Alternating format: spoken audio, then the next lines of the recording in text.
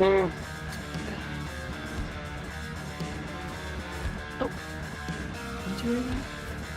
Alright.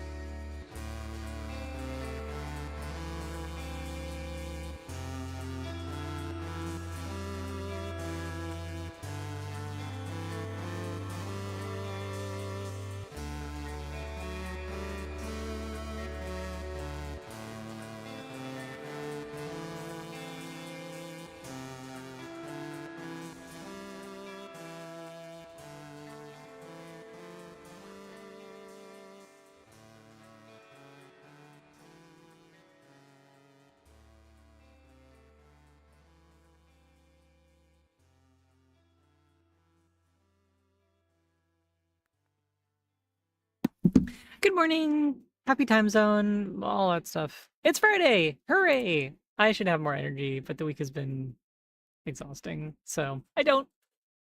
But yeah. Hello, everyone. Good morning. Well, I already said good morning. Happy Friday. The weekend is finally upon us. Excuse me.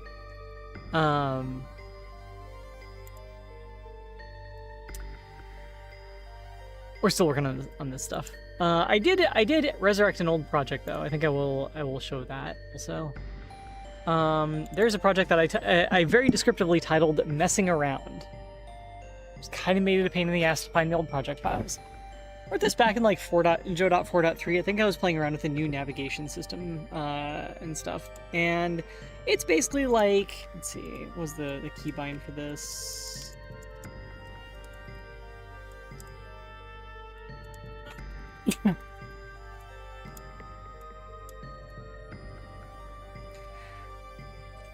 Well, that's really weird that the key keyboard input keeps going back to the editor there. That's why do you keep losing focus? What is going on here? Come on, there we go. I don't know how to rotate the camera. There's a way to do it. I forgot how to do it. But as we just kind of move backwards over this thing, we can see there's a bunch of little things. They have little faction indicators over their head. I don't know why this. Let's just turn off this silly embedding thing. I never liked this. Boop.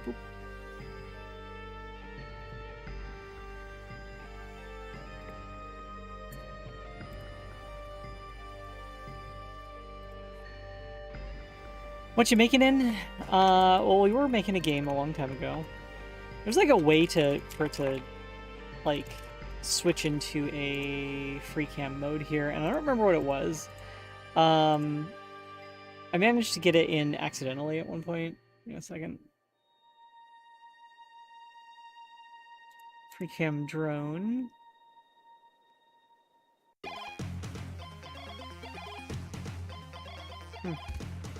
Anyway, guess we'll just have to. I won't do like the mouse grab, but yeah, we have a bunch of little dudes. They're all fighting each other. The little letter above their head indicates like a faction, and these ones aren't aggroed yet. Neither are these. They can actually navigate the map here. And I still don't know why. Why is this not? We're not working on this today.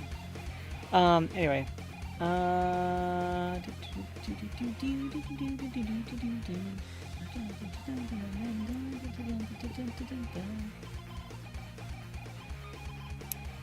It's gonna be like a mouse grab or something.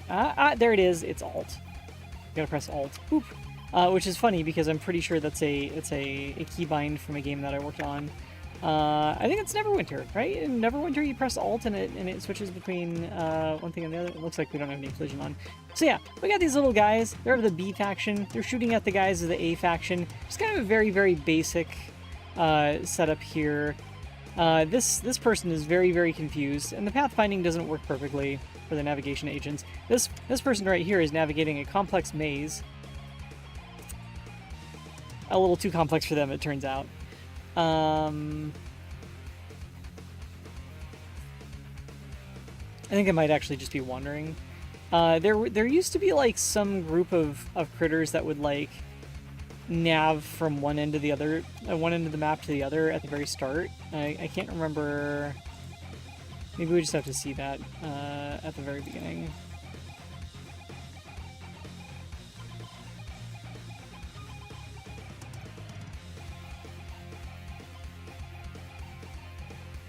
It must be, it's either disabled or broken now, but we can see them climbing up ramps and stuff too, which is pretty cool, and then getting stuck right there. That's unfortunate. But yeah, in theory, they should have some level of navigation. They should be able to do some level of like flanking, strafing, that kind of stuff. We were experimenting with navigation meshes back then, and we got like a bunch of the a few of the core design elements of how we would set up the overall structure of a game like this. Now we're actually going to be working on the character editor today, but this is the project that I've always kind of thought about coming back to at some point. So yeah, here we can in this scene we can actually visualize that navigation mesh, see what it looks like. This is like was auto-generated forever ago, but you can see that it actually like connects all this stuff together.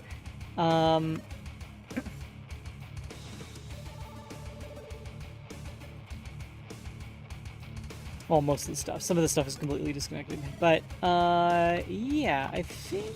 Let's see... Then we have all these AI critters. We got AI Chase and Shoot is the most basic, like, AI critter that we got.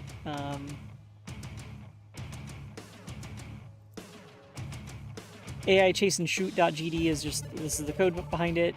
Pretty simple. So for every we have entities. We have the concept of an entity. It looks like this. The entities have like faction components to them. and they have controllers. So here's entity actor. This is like your basic character type as it exists right now with a bunch of placeholders, right?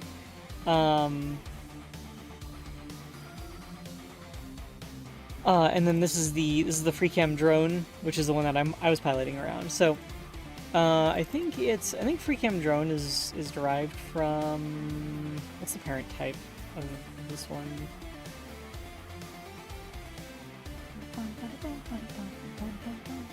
I think FreeCam drone is actually derived from actor. Actor is going to be like a really basic, just really basic like character type. Entity is probably going to cover everything from like power-ups you pick up on the ground, bullets, all that stuff. In fact, I think projectile under here. How do we see what the base type of something is? Probably checking here. No, okay, they're not entities. Whatever.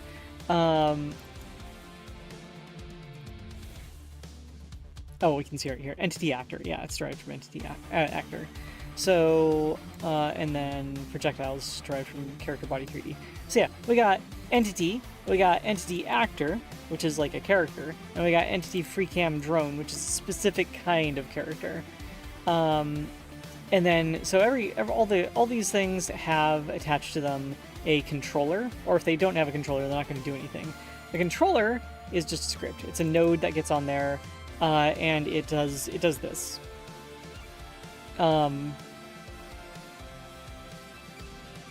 Like this is the basic controller type. It just has some utility functions. Here is the player controller, which just has some input stuff that it then maps to some axes, right? So this is the input event, and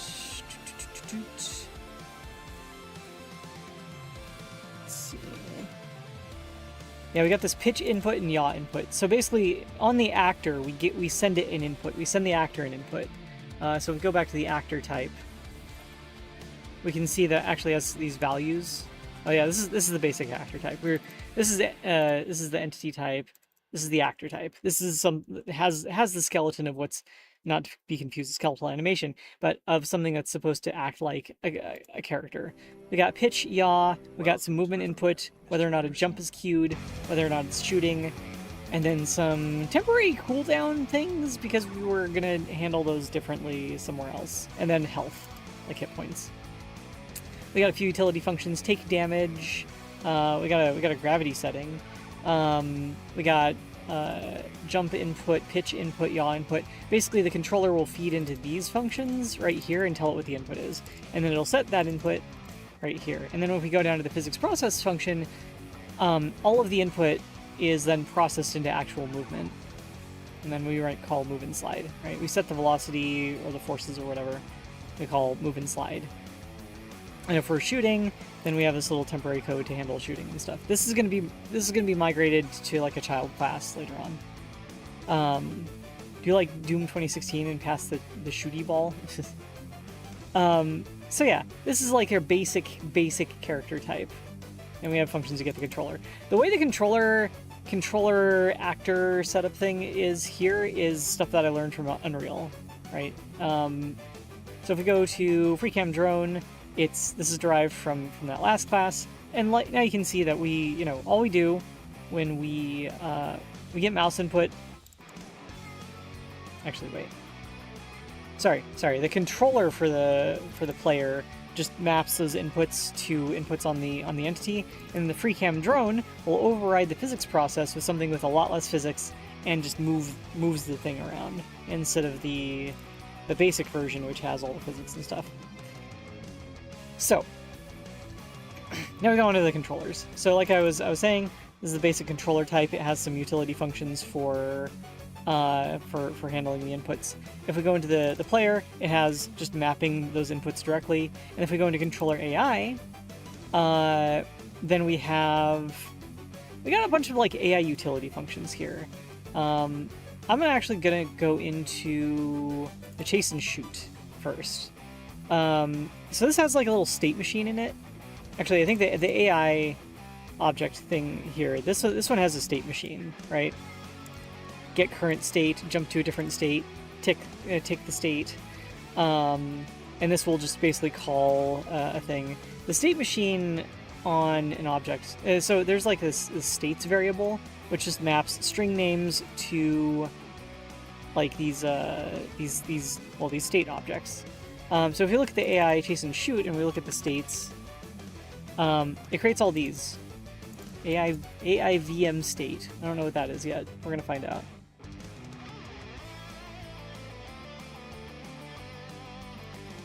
Oh, it's right here. The AIVM state object just has a function, tick counter, time counter, tell you how many ticks and how long it's been in that state. And then, so yeah, basically what we're doing in that chase and shoot is we're just creating new states to represent these functions, and basically making these the tick functions for that. What a great journey to lands strange and dangerous, but has netted me a whole working person detection model. Interesting.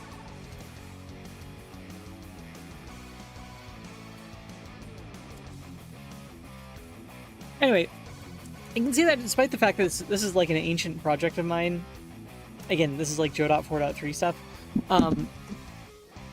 I really didn't want to abandon this, because there's actually a lot of decent work in here that's actually like pretty well structured. Like, this stuff is actually reasonably thought out. There's a few fix-me's and to-dos and stuff like that, but this is actually a decent foundation, I feel like, for an actual game to be built on top of. In this one, it's not prototypey. We actually did everything right, like the first time, which is really cool, right? We got this like state machine. I guess the state machine could maybe have like a visual component, like a visual scripting component to it or something, but I think this works fine. So if we look at these actual states, we can go state spawn. State spawn is the initial one. Which is, yeah. And all state spawn does is jumps to the wander state. And so the wander state, right here, it calls this wander function with the time delta. Wander, what is wander? And wander is actually something that's all the way back in the AI, like controller AI, I think. So if we look up wander in here, yeah, we got wander. So these have like a lot of utility functions just to handle a lot of like basic enemy movement and stuff like that, or basic like NPC movement. It just kind of moves around randomly. It decides like to move, to like change direction if it hits a wall, or if it hits, or if it just decides to, you know. So in the wander state, we will wander for a bit, and then if like there's a 1 in 10 chance that we will set our target to the closest visible enemy, which is also another function. If you go up to look up symbol, again, this is on controller AI. Find closest enemy will go through all the actors that it can actually see. Yeah, check line of sight. So it'll find all the, it'll like sort all the entities by distance, and then it will check line of sight on them, starting from the closest ones. So we don't have to go like iterate through everything necessarily. And this is how it determines if something's an enemy or not. If it has a neutral faction, then it continues. Neutral faction will be objects that are just kind of kicking around the scene.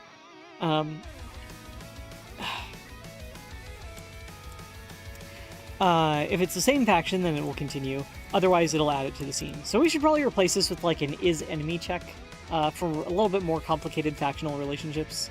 But, you know, whatever. This will do for now.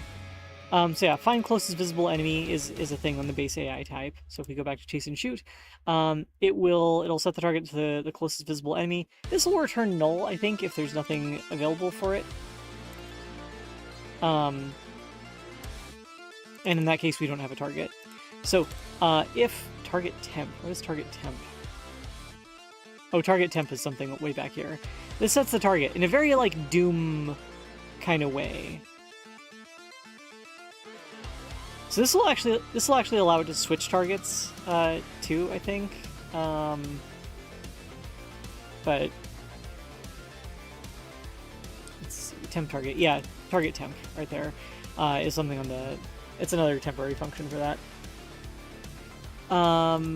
So if it sees a target while it's in the wander state, it will enter the chase state. Inside the chase state, it'll keep track of how long it's been since the target was last seen, and it'll actually, like, it looks like it has like a starting countdown. So when start countdown, let's see where it's mentioned. I think it'll like take a moment before it starts like actually chasing.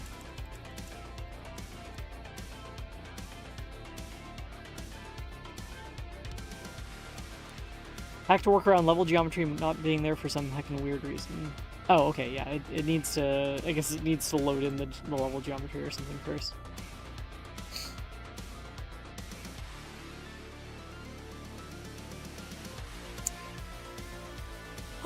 Anyway, let's see. So if we don't have a faction, then we're not allowed to target anything. Random little assert there. Basically, if it's been more than 5 seconds since we last saw a target, then we will untarget things. Let's see. If is instance valid, so as long as we can still, like, as long as the target is still around, we'll check line of sight. Last seen target position, and then we'll keep track of where we last saw the target. So if target runs around the corner, we will run up to where we last saw the target disappear.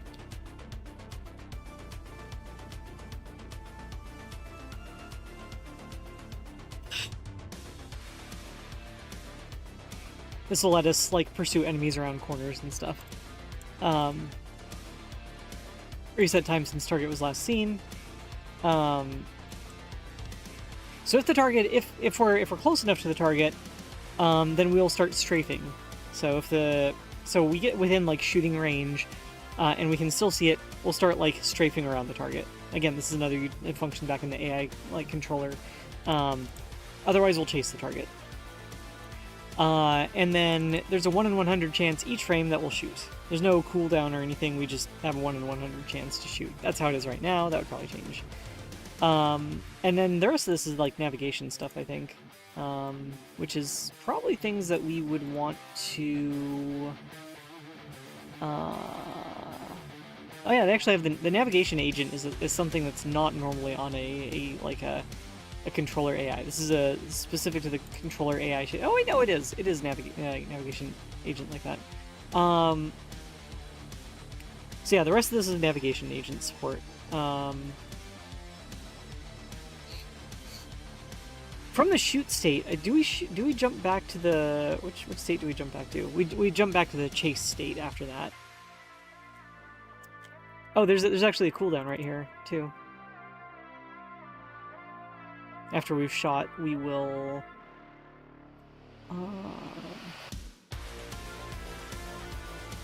Oh, it's actually like a Doom monster. It'll actually stop, aim, and then shoot. Face target, blah, blah, blah, blah, blah. So at the very start, it'll face the target. If the time counter is more than 5 and less than 0.6, it'll face the target again, and if the time counter is greater than or equal to 1.0, then it'll shoot. So it'll look at you while you're moving. It'll look at you again, and then you can keep moving, and it'll shoot, and it can miss you. Interesting little pack there. Anyway, if it hasn't seen the target long enough, or if the target isn't valid, then it will go back to the wander state. I think there's something also here, or if it hasn't seen the target, set target null, and then this will return false, and so we'll go back to the wander state. So when the target goes away, yeah. So the rest of this is the navigation agent. Get next path position. Blah blah blah blah blah blah blah. Get current navigation result. Blah blah blah blah blah. And then it actually does some drawing. It should be doing some drawing at least. Or it should actually be showing where it's navigating to. So the question is, where's our next position? Get next path position. We're missing a way to make them actually navigate from one end of the map to the other. I'm trying to remember where that is. Target position.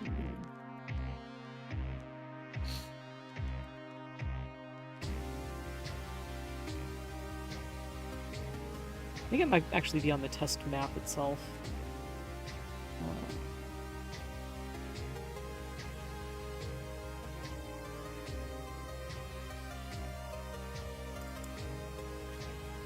Oh boy, it's kind of a messy setup here.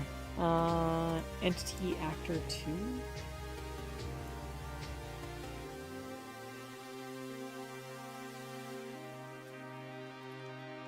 We lose the ability to have these guys nav from one end to the other, into the other. These guys, I think, were the ones that were supposed to navigate from one end to the other. Oh, one of them's... Wait, was that me? No, that's me. Where'd that one go? Oh! It just disappeared!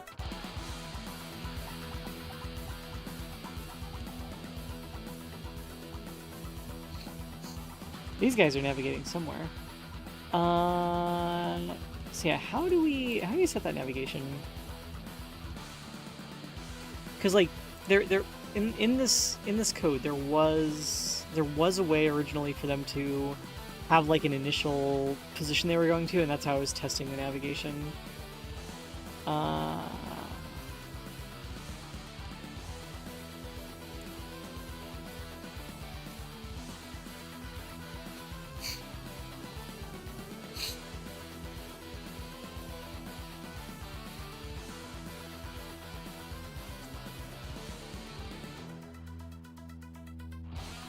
keep trying to find my place.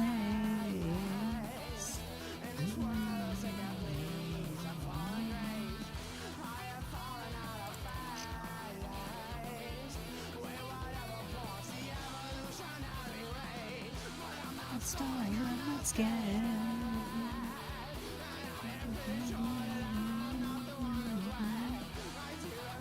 Entity Actor doesn't have... Oh, it's on the controller.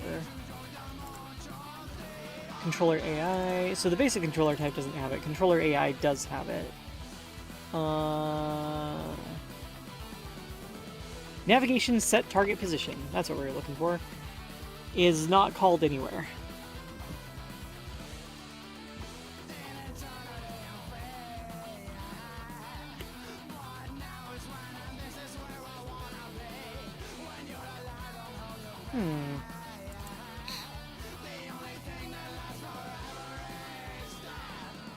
I wonder if we could just, like, make this...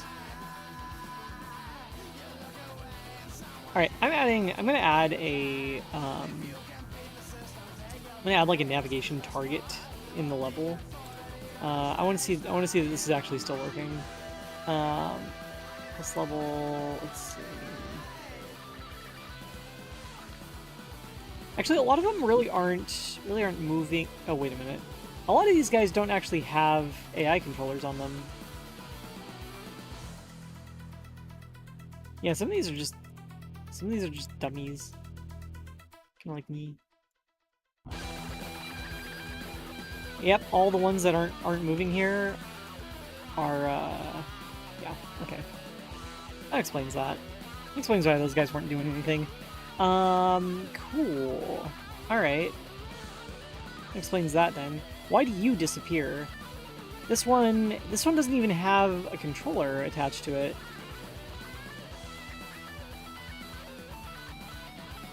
Whoop. It just blinks out of existence. Is it like below the ground a little bit or something? Or if we put it up a bit? Nope. Oh, that's weird.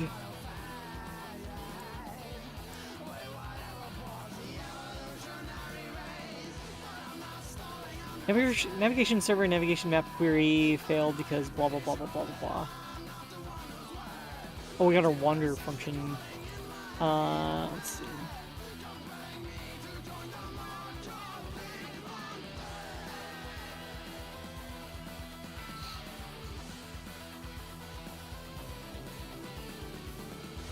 Nope.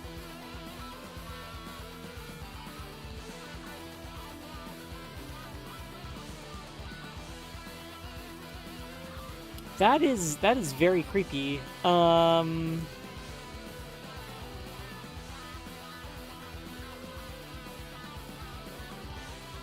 What the hell? So I'm gonna start off facing it. Okay, we got some interesting bugs going on here. It's not letting us rotate the thing. That's also weird.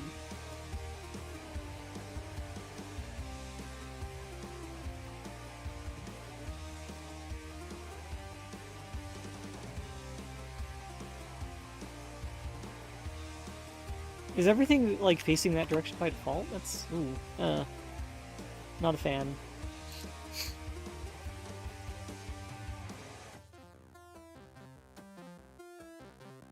We should be able to make it so that they're aiming in a certain direction at the very beginning.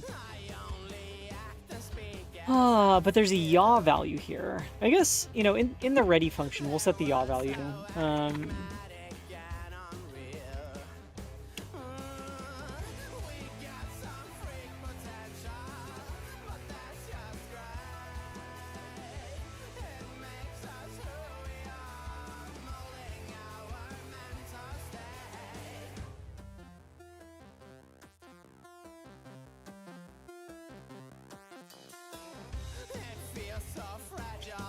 Do it.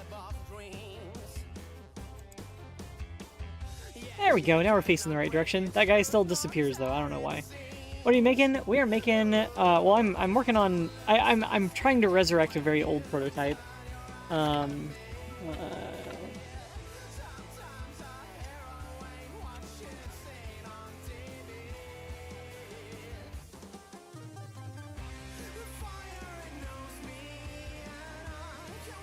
Actually, we should probably... No, wait, we need to move this all the way back up into the parent type there.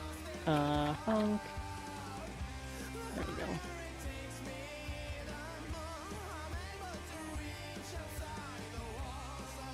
Okay, never mind. There's no yaw in the thing there. I was planning on working on the character art pipeline stuff today, but this is distractifying me, so... Boop. Why do you disappear at the start? Why do you disappear at the start of the game? Oh my god.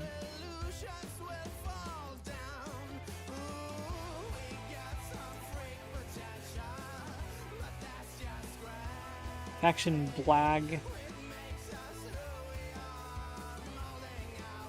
What is causing you to disappear?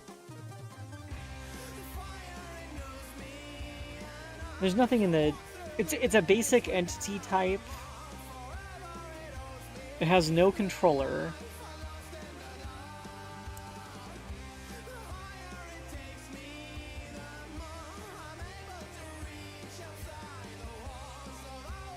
Is the health at 0?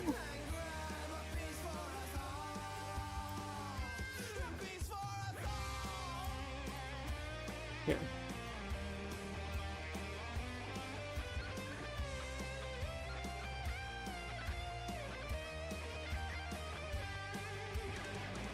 Nope, didn't die from damage.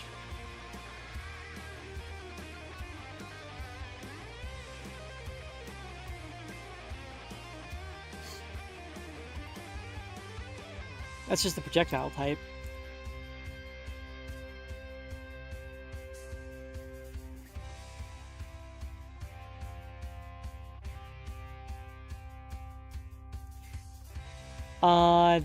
That's really, really weird. I wonder if it's being moved somewhere. Let's go remote. Oh wait, entity actor is actually in there. Where's it going to?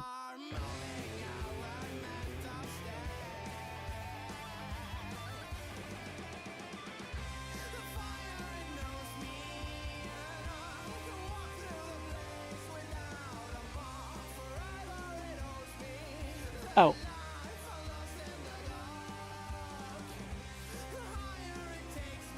How the hell did you get down here?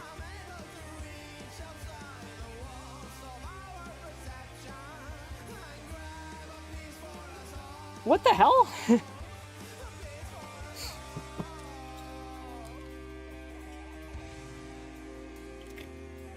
I am so incredibly confused by that one entity. I don't know why. I found the speedrunner, apparently. Yeah.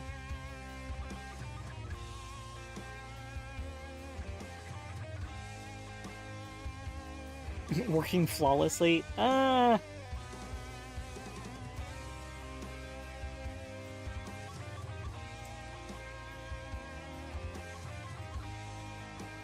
The only things that we have in the level, we don't actually have anything in the level that is besides like these actors, right?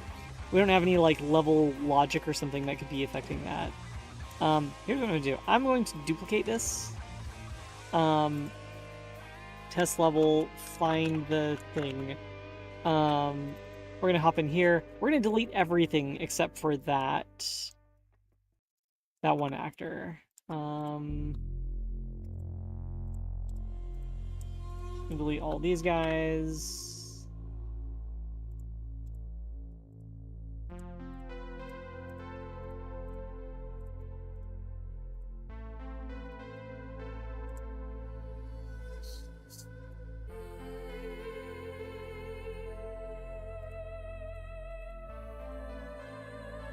Oh, maybe just.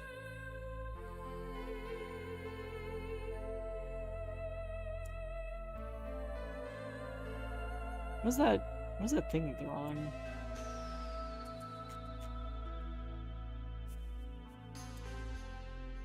Whatever. Delete all this. Ooh.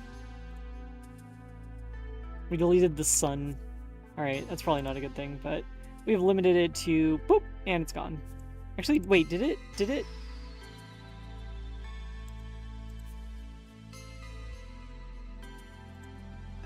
Let's get rid of this one too.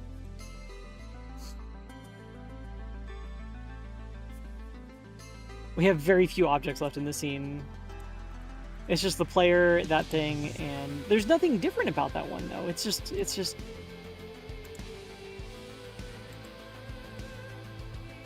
speed, faction, and then the rest of this is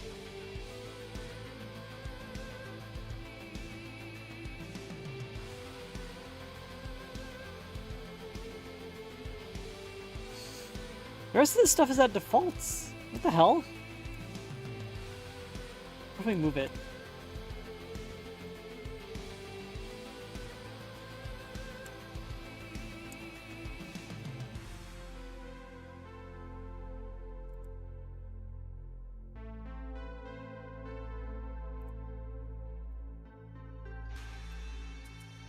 What the fuck?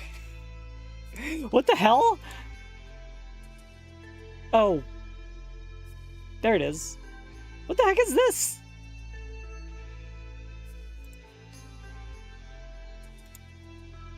Test level find. How many times have we looked at this code without realizing what it was? That'd do it. There we go. It has an act. It has a thing here. This is the entity that we can use to try test navigation. Great. All right, let's hop back to the test level that actually has everything. We're gonna modify this now. We're gonna say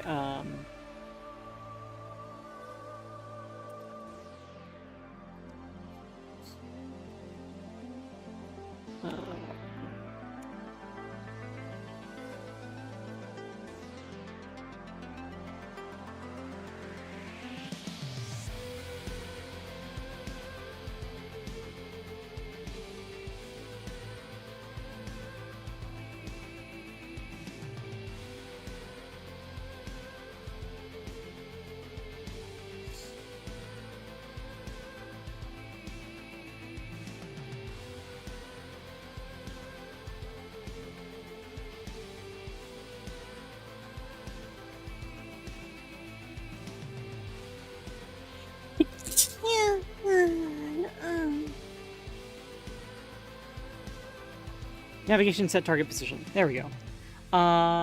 And we're gonna set it to this one right here.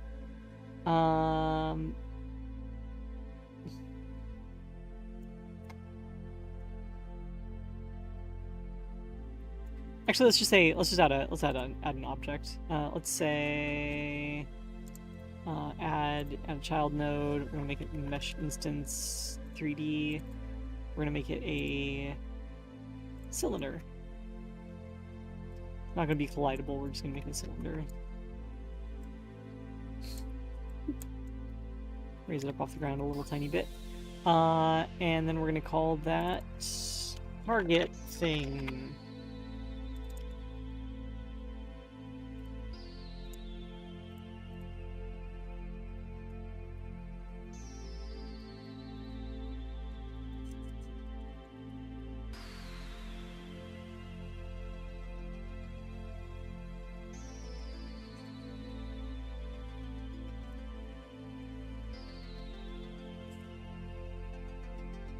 And then we're gonna get rid of this. All right. Turn you from being a Hey. Oh, it's like an embedded thing. Oh, gross.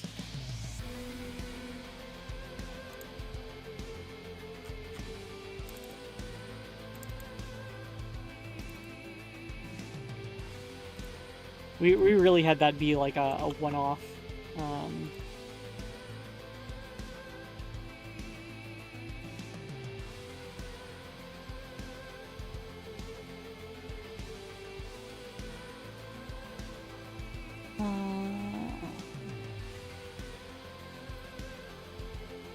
Navigation set target position in base nil.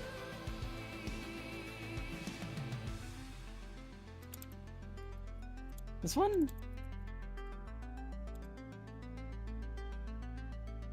Oh wait, we don't have a controller, right? Let's see. Add child node.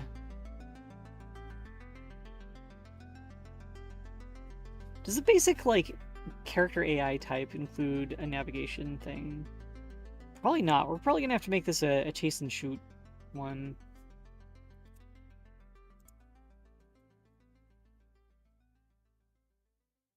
Let's see.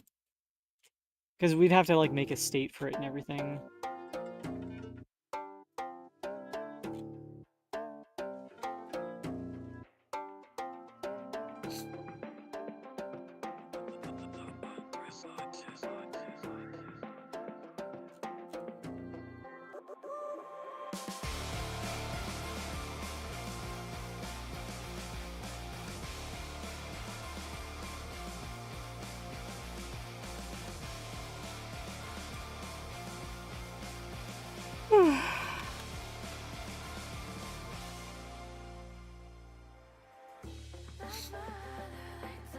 Oh, we'll just call Wander.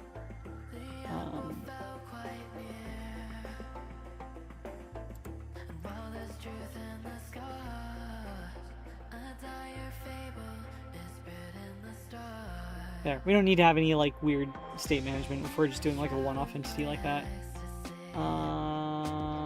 And we will add that type.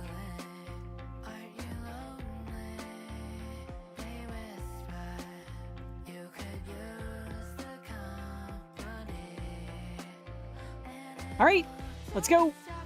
Do your thing. Come on. Hello? Hello? Wakey wakey. Oh my god. Hey, Star Ruby system.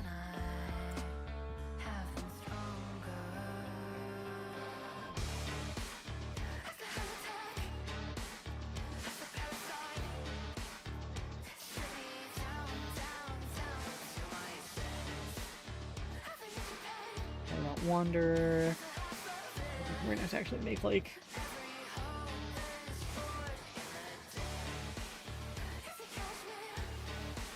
we're still gonna be in the spawn state, so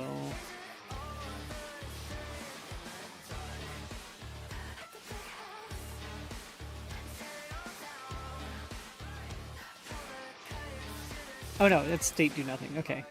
Yeah, why are you not wandering? Come on, move. Please. Do something.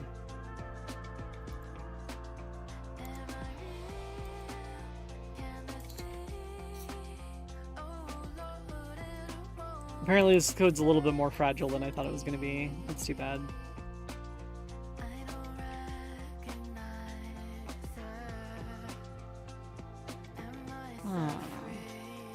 It's a shame. Is this actually getting stuff called? Yes. Why aren't we wandering? If I had code inside of the wander function, it's gonna trigger for like all the other things in there. We can make another test map where we just delete everything. Yeah, let's do that. That's probably the path of least resistance here.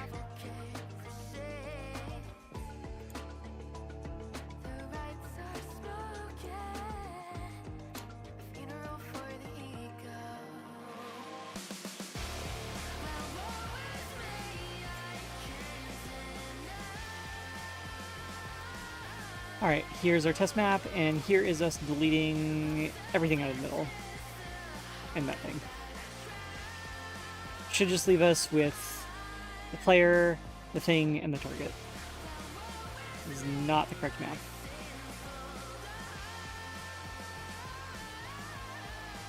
Why you no wonder? Go! Move!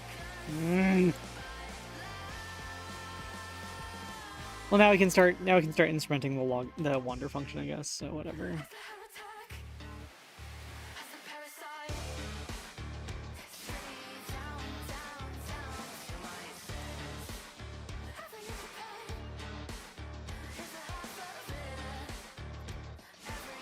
Oh, start countdown isn't actually going.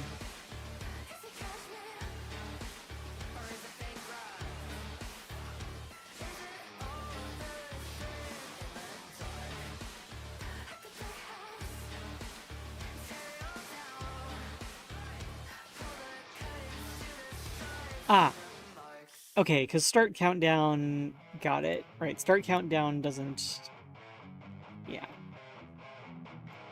Start countdown isn't actually decremented in the process function for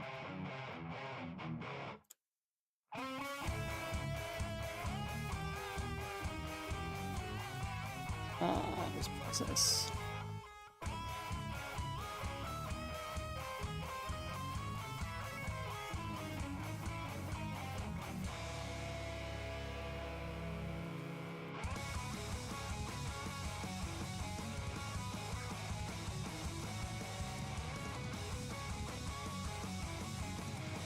Yeah, I'm just gonna clamp it right there, because we're gonna be ticking that number forever. Actually, we'll do this. If start countdown, no, we'll leave it at that. Delay hack. Let's little nav information screen in, I guess. It's me.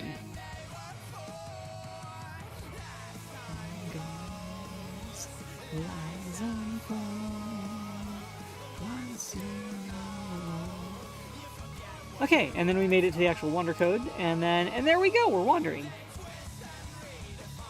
Where, no, don't go to the edge of the map. Please don't go to the edge of the map. Please don't go off the edge, okay. Oh, you are definitely taking the longest route there, aren't you? Oh, yeah, no, you're stuck in a corner, okay. It's not going to the target.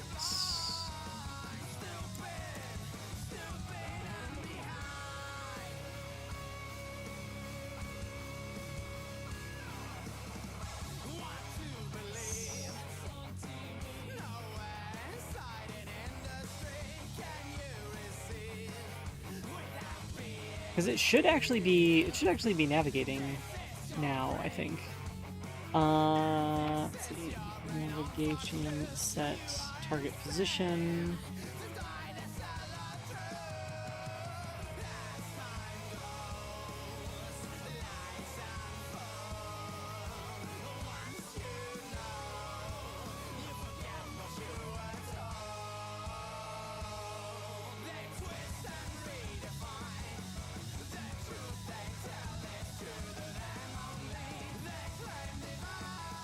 Huh.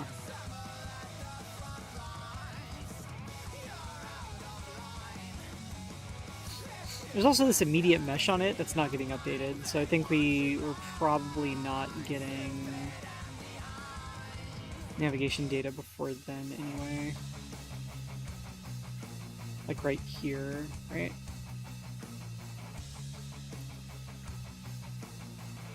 No, that's not it.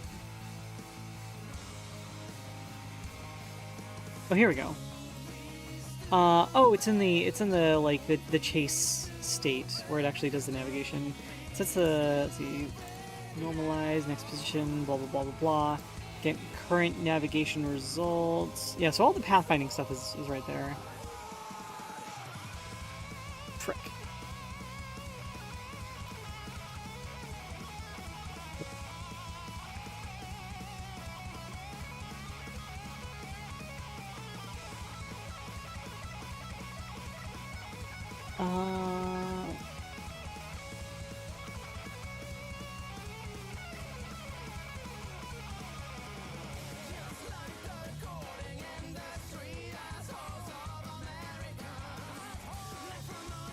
Okay, well the mesh instance for the navigation debug display is actually on the base controller type, so we can at least like move this code back, I guess.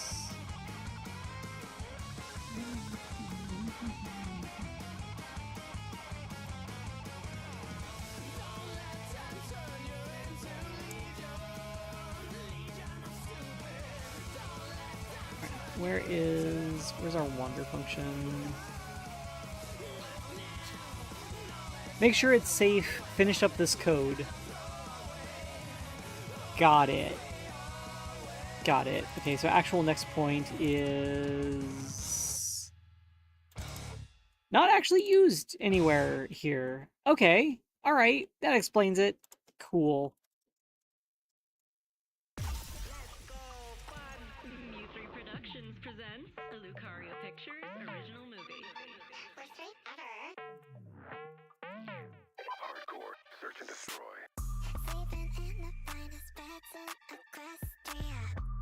Okay, so that should at least tell us the navigation result. We're not going to be following that path yet, but I want to see that line get drawn. Come on, it's not getting drawn. Dang it.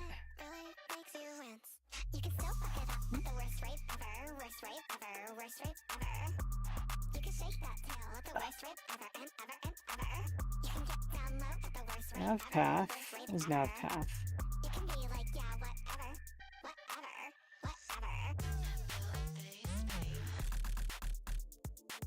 Path. Just has a single element in it. No, wait, it has 3 elements in it. And those are all positions that look like they're pretty close by. They're not...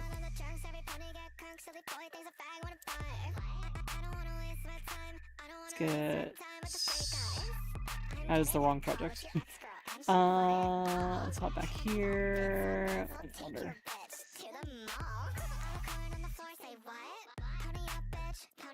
Okay, so the location of this is 0, 1.3, and 70. The values that we're getting out of that navigation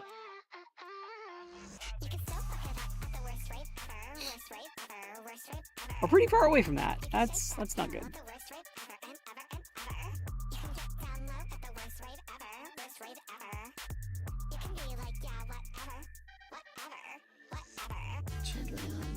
Oh, the visibility's hidden on it. That doesn't make it work any better. Turning that on. Oh wait, that's because we're in the editor. But if we got back into the game, which is frozen because we're in the debugger.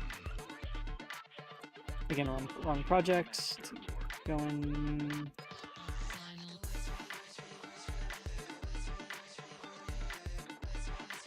That's the wrong map. Okay. Remote, blah blah blah blah blah, entity actor. Yeah, no, it's visible there. Alright. Just not updating. Why won't you navigate?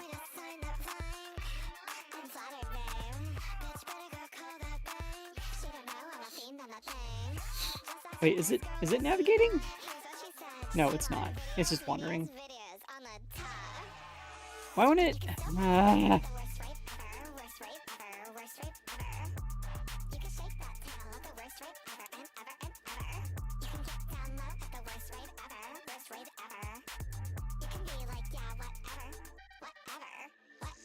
Remind me not to be a game designer.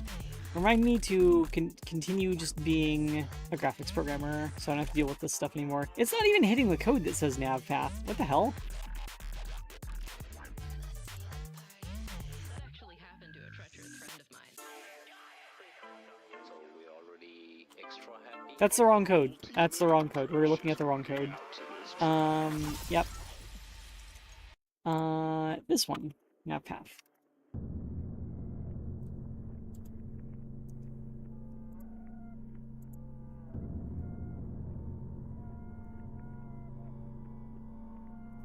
We're still in state chase here. It's not, no, come on. No! I just closed the file I was working on? Right there. That's where we want it. Right there.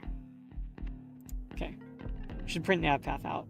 It's not printing nav path out. Why is it not printing nav path out? Why is it still doing this?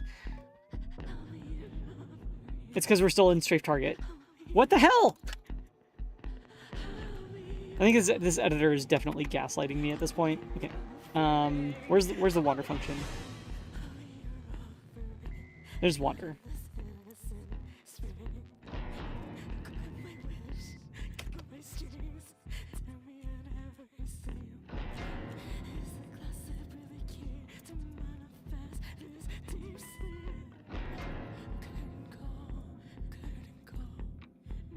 There we go. Why so many errors? Why are there so many errors? No vertices were added. Surface can't be created. Cool.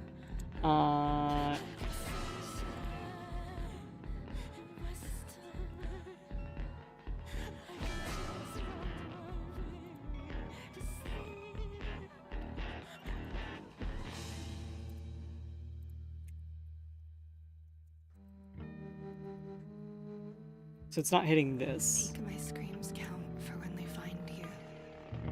Get navigation. Get current navigation results. Queen. Frail thorn petals split. With you all, I'll bloom tomorrow. Give me a reason to live. Make me your deathbed sorrows. Isn't this how you grow up? Navigation set target position. So we're calling navigation set target position. Oh, are we setting it every frame? Is that the problem? I'm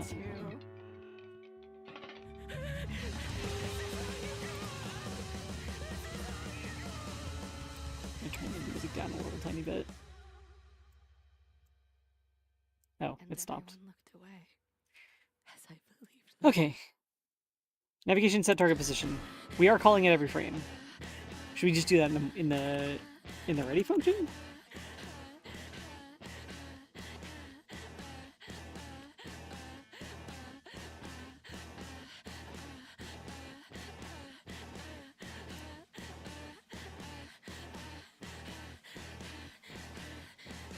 Sounds a little bit. There we go. I don't want to listen to that one right now.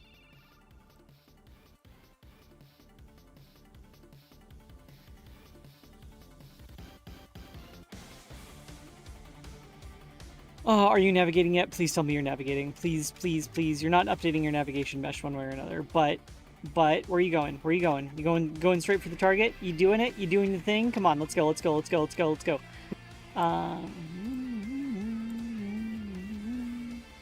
It's not actually adding any. No, it's not. It's not doing it. It's not doing the thing. Apparently, we do not know how to do the navigation meshes.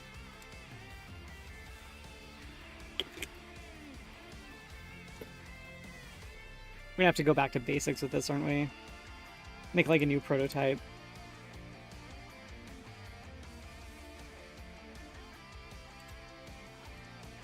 That's the wrong project again.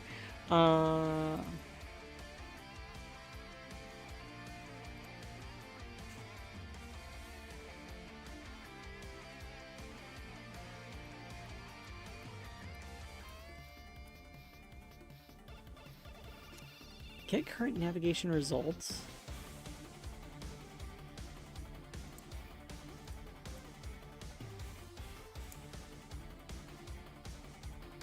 Turns the path query result for the path the agent is currently following. Get current navigation path.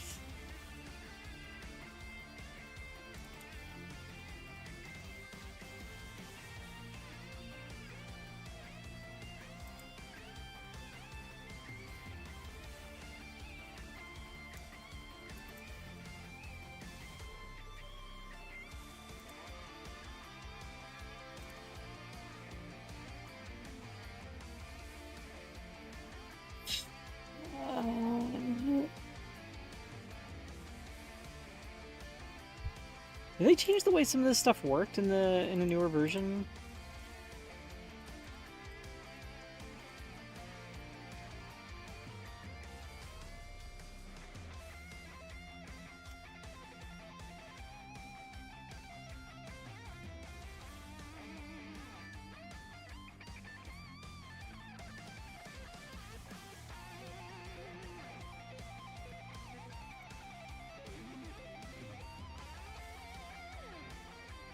Navigation agent 3D, set target position. So target position. Let's see if that's still valid, I guess.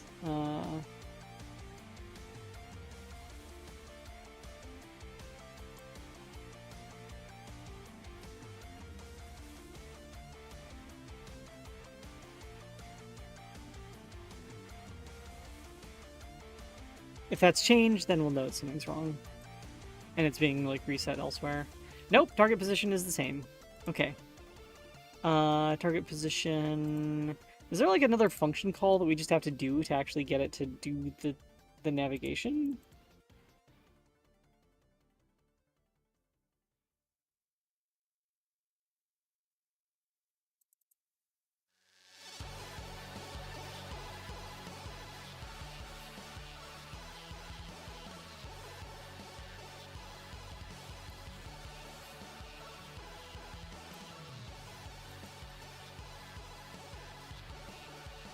After setting the target position, the get next path position method must be used once every physics frame to update the internal log.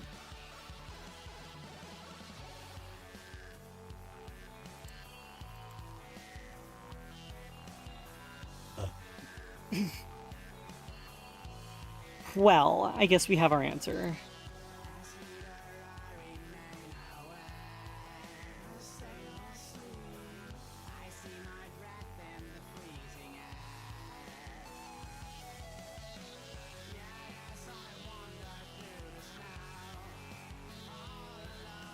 Hey, look! It did the thing!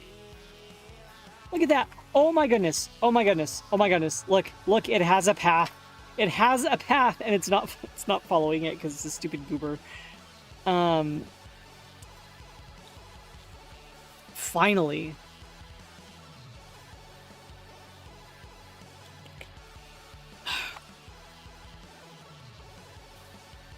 Let's go back and test the other map and see what it looks like.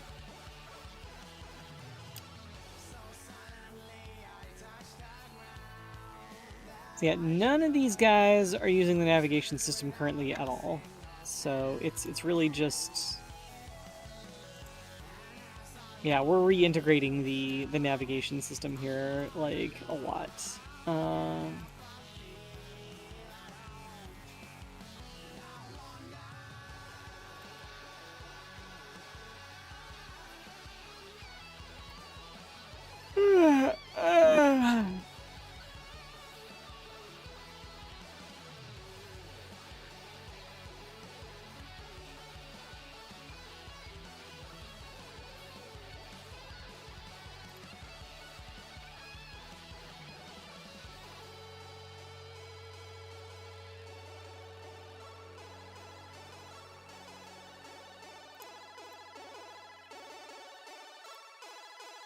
Actually, I think the API is simpler than I thought it was going to be. I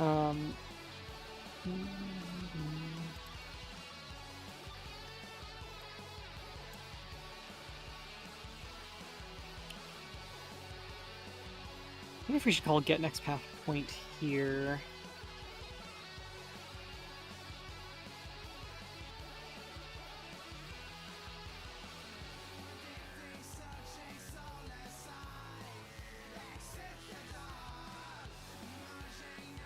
Nah, that'd be a lot of redundant calls, I think.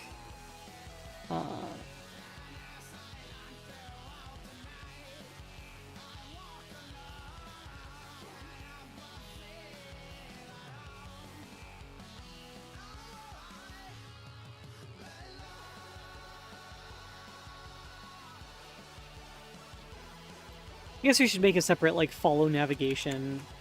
Follow navigation. And then do that here.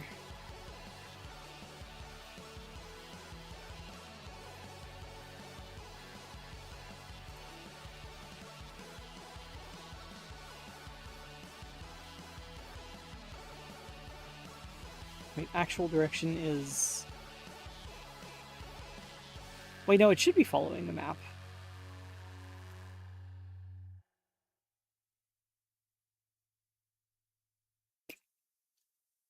Ooh. Get map closest point. Returns the navigation mesh surface closest to the point the navigation map. Oh, that's just snapping us to the navigation. Okay, that's real weird. So that's snapping us to the navigation mesh. Okay, snap us to the snap our desired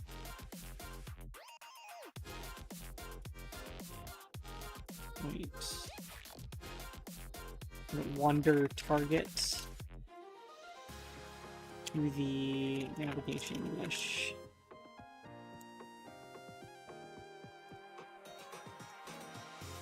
Mount yaw and set movement. Point that direction and move.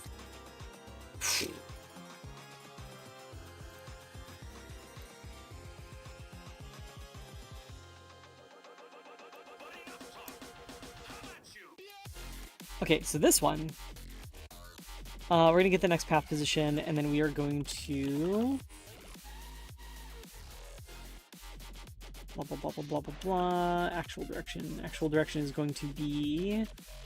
It's gonna be the actual next point minus that.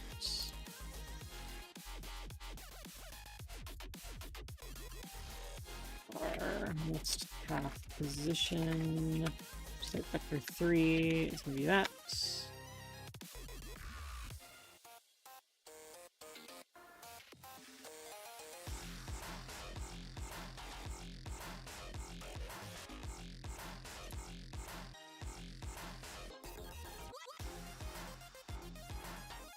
Okay, so we should now have a follow navigation function that we can call to just here. Set inputs to follow the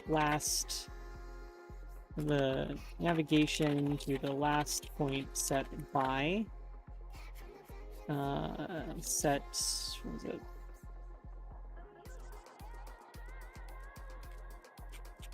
Oh, that's so weird coming back to an old project like this. Oh, there's a move with navigation function.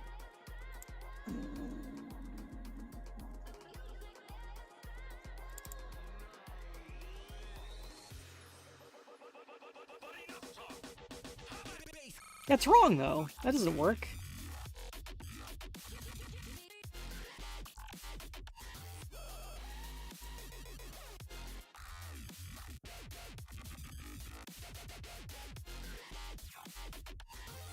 Oh yeah, it does.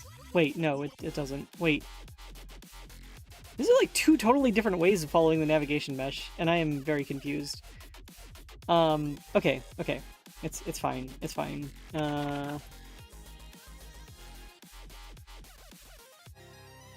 Let's move these both down in the same area and compare. Move with navigation versus follow navigation. Let's just try calling move with navigation first and see what happens on our little thing here.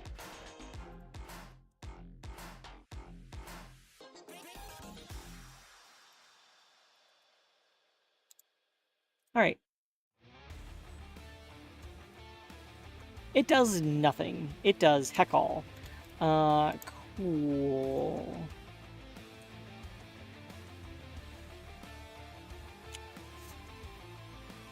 But I bet if we call our follow navigation function, our new one, then it'll probably work fine. Yep, and there it goes. It's off to the heckin' races. We should probably put a bunch of obstacles in its way and see how it does. Give it a few challenges, you know?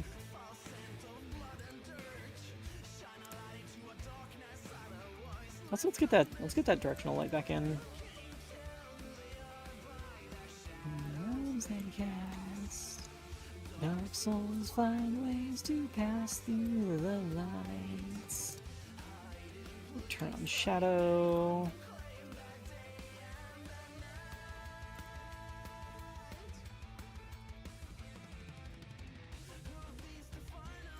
Okay. Let's give it obstacles. So we're gonna add a. We're doing everything with like CSGs in this one. Oh, and they all have to be children of the navigation region. That's interesting. Okay, add child node CSG box. Actually, we're just gonna copy one of these other ones because that way we can keep all the settings and stuff.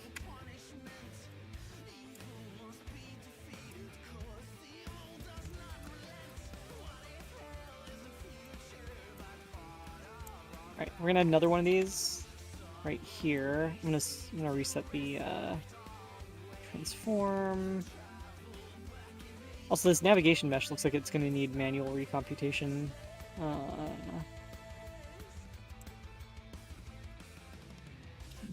Do that. Do that. Now it's impassable. Now what is it gonna do? I want to see what it does when it has an impassable situation. Happy Mermaid? Happy Mermaid. That's what we should have been doing today. We should have been doing a normal art stream and drawing stuff for Mermaid.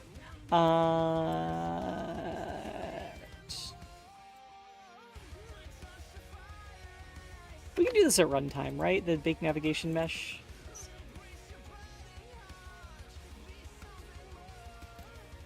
Ooh, it's experimental still. Interesting.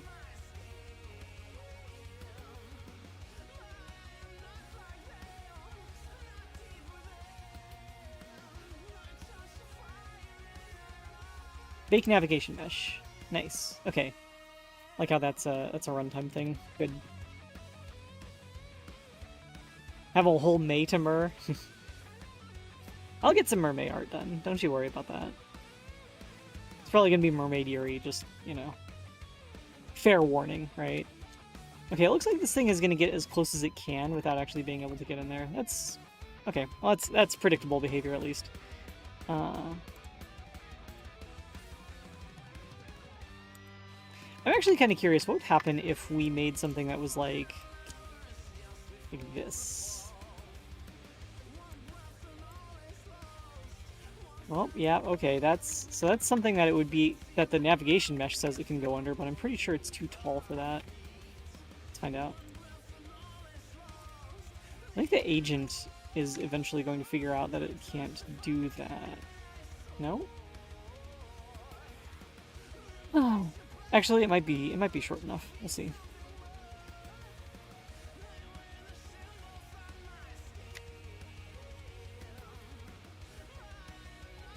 Oh, yeah, that goes right under it. We'll move it down a little bit more. There should be like agent settings that tell it how, like, what it can and can't pass through. There we go. Oh, okay. So the navigation region itself seems to embed those settings.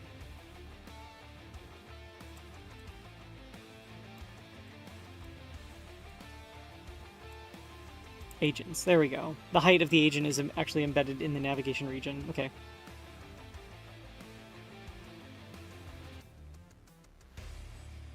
Find an egg? No, probably leave it alone. Depends on the kind of egg. If it's like a mysterious egg in the back of my fridge that I forgot about was there, then that's probably going in the trash. Oh, it's the wrong one. If it's a mysterious egg out in the wilderness, then that's probably the egg of some critter that is gonna very much miss their baby, if I do something with it. So.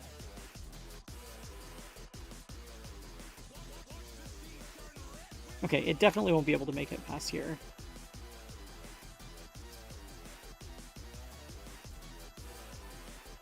I like how the line itself is casting a shadow. That's cute. Bonk!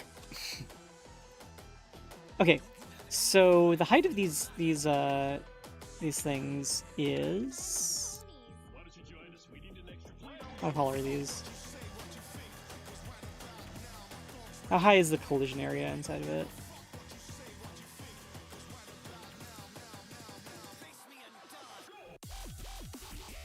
$1.7 meters. Can't imagine how I decided on that one. Okay, so if we make our navigation agent settings 1.7 here, should be more accurate. So we hit bake navigation mesh. Yeah, there we go. But at 1.5, it still goes under. Oh no, it doesn't.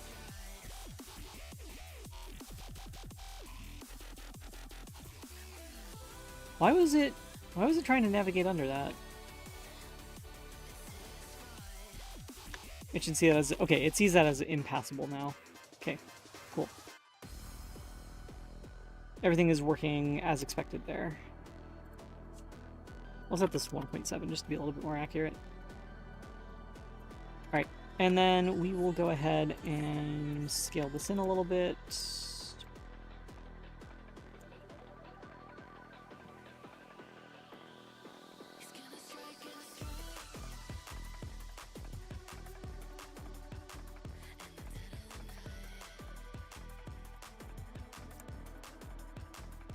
see how it handles very tiny steps.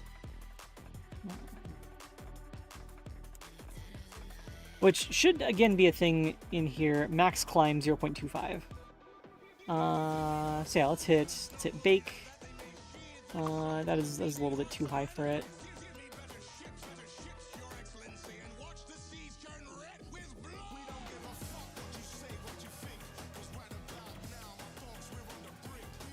Okay, you should be able to handle that. A serious egg you find on your porch after someone knocks on your door.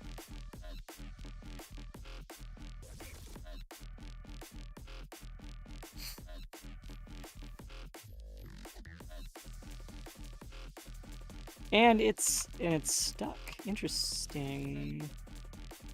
The navigation mesh says that it should be able to go over that. We just forget to save after we computed the navigation mesh, is that it? Yep, we forgot to save.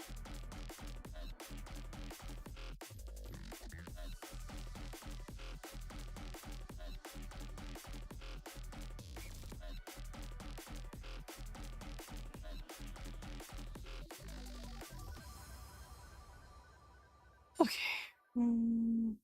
Oh no! It can't step.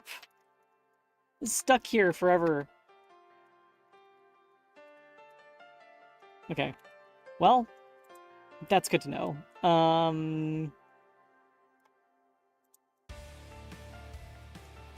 Let's do this. If that point is above,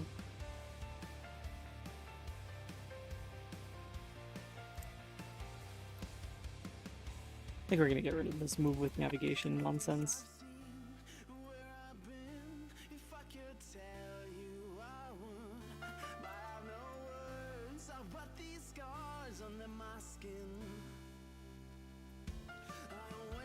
Actually, this should make the other level a lot more interesting now. Should be seeing them chase each other a lot better.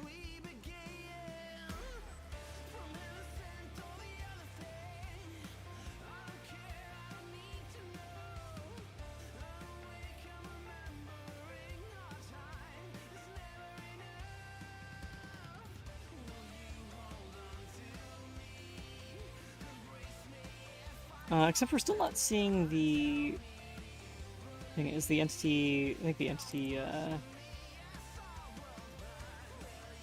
instance 3D. What is?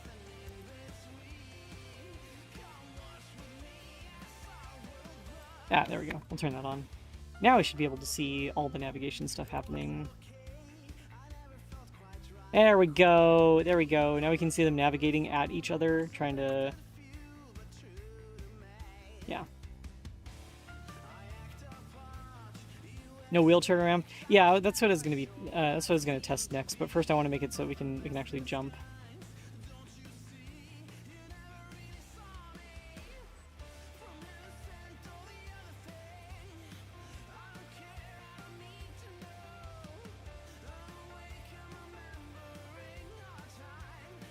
Right, we should hide that mesh when we're not following something.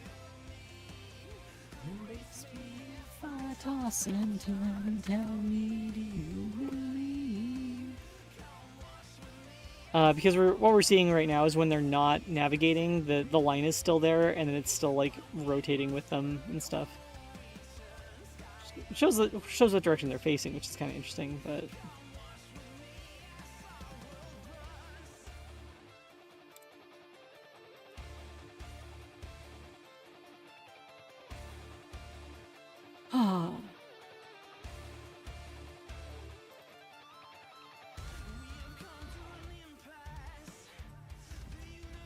All right, let's try the ramp.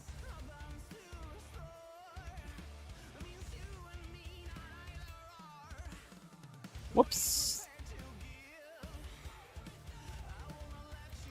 This is interesting because this should actually make like a one-way navigation problem. Let's see how that works out. Navigation mesh actually cuts off right there. That's unfortunate. But yeah, let's make it jump. Let's make it jump when it does that. Let's see. If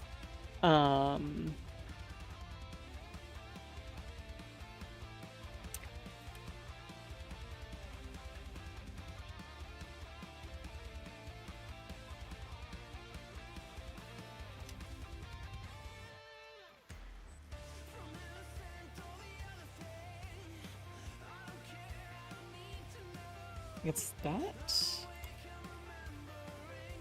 Boing, boing, boing.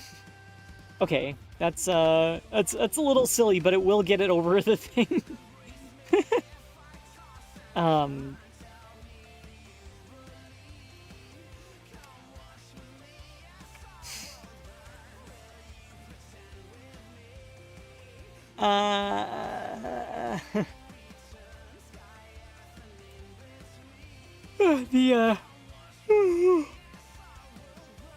The actual point is above the ground there. Let's do. We can't wait on the results of the movement. I want to see if there's like actually a need for a jump.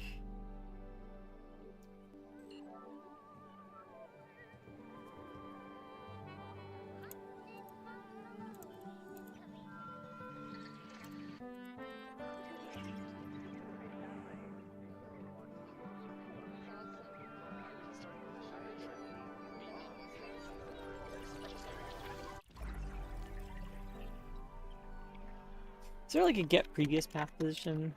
We could compare. No, there's none of that. I guess we could just like adjust that threshold a bunch.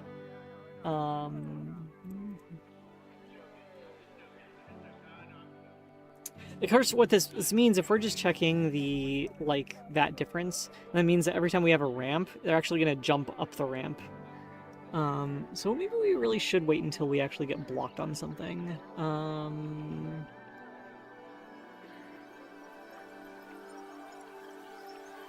Be brave.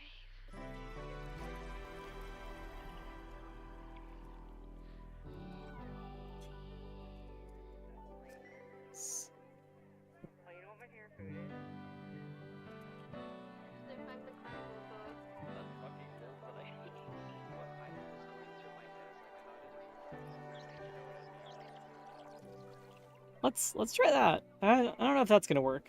Or we're gonna check. That's gonna be how we check to see if we've stopped, though. This might result in them randomly jumping. We'll see. Just want to wait until it gets stuck. What this will also, well, this would probably also mean that they'll start jumping the moment they get up close to a wall.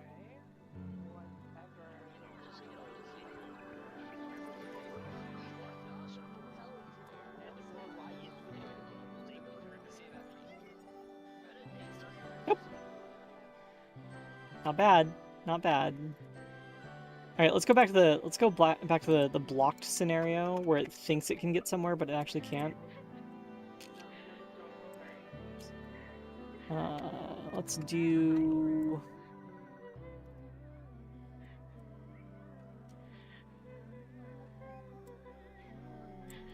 Let's do this.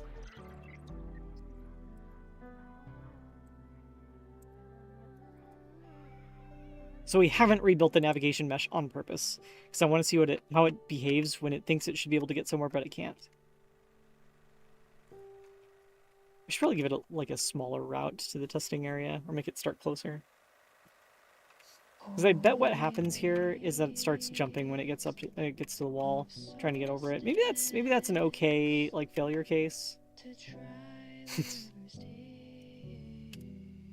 This is a situation to be avoided. Like, the AI should always be able to find, you know, find the way, right?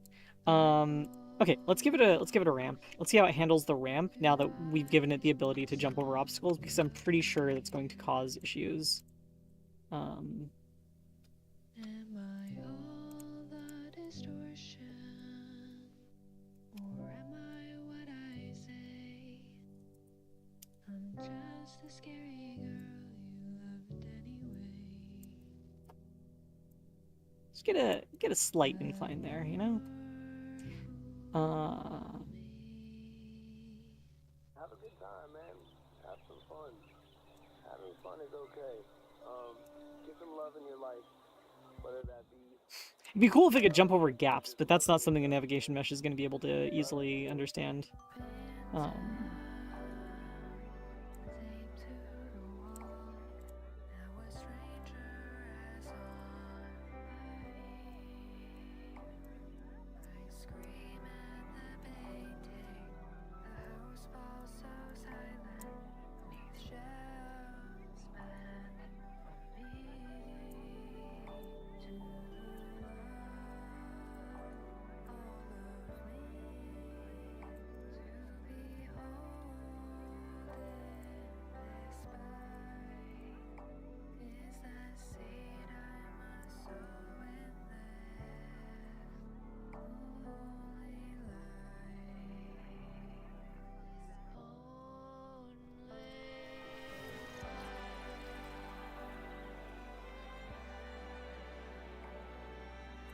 Okay, there. Now it has no choice but to go up a ramp. Let's see what the navigation mesh thing thinks of this. Alright, that is the correct, basically correct shape for the navigation mesh. Not quite. Got a little weird idea of what's going on here, but I guess it's okay. Alright, I'm just gonna move it closer to the, target.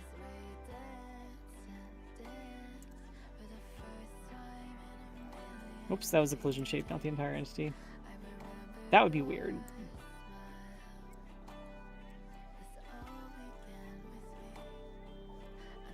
Now we're going to move our little free cam drone over.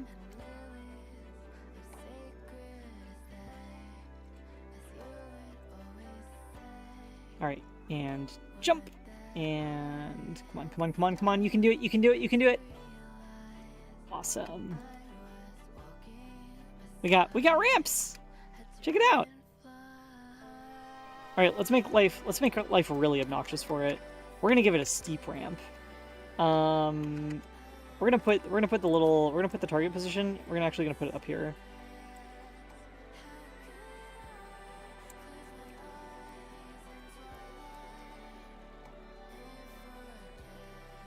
First of all, I want to see how it handles that situation.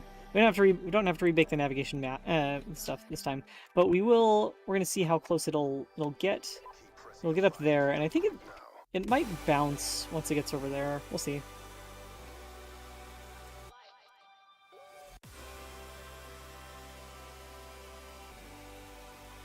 No, it spins. Spin. We'll have to deal with that behavior later on. Because there will be times where it can't navigate to its target. But for now, let's go ahead and let's get a ramp. It's going to be a steep ramp this time.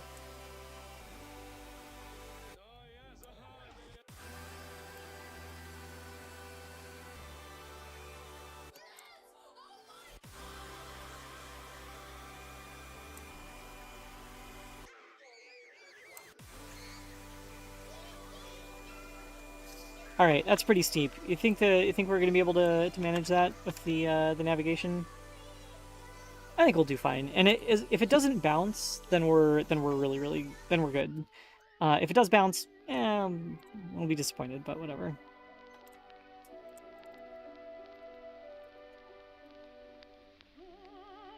Oh, we didn't save after baking the nav mesh. Gotta remember to do that. There we go. We got pretty straightforward navigation here.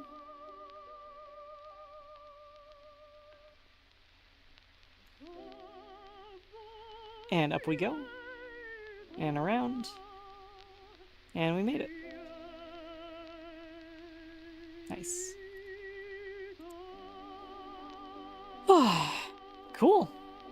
That seems to be working pretty well.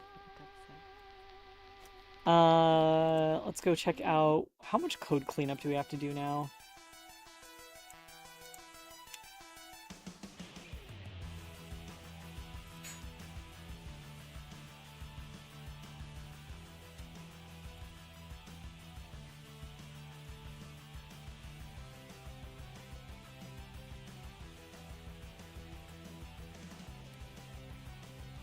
See, actual direction, point that direction and move. Trigger jumps. Fix me hard-coded direction threshold could probably be higher.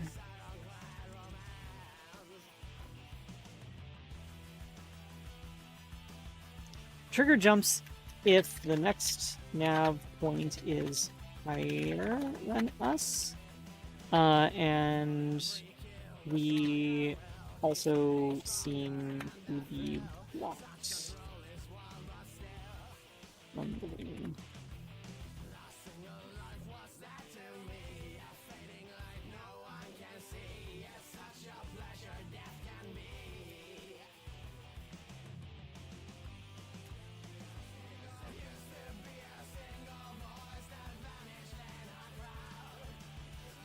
Just like a distant sun hidden by the cloud, found a way to surface and to speak my truth aloud.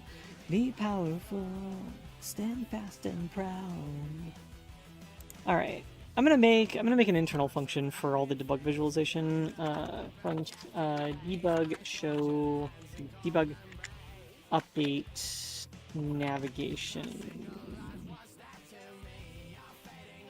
Visualization.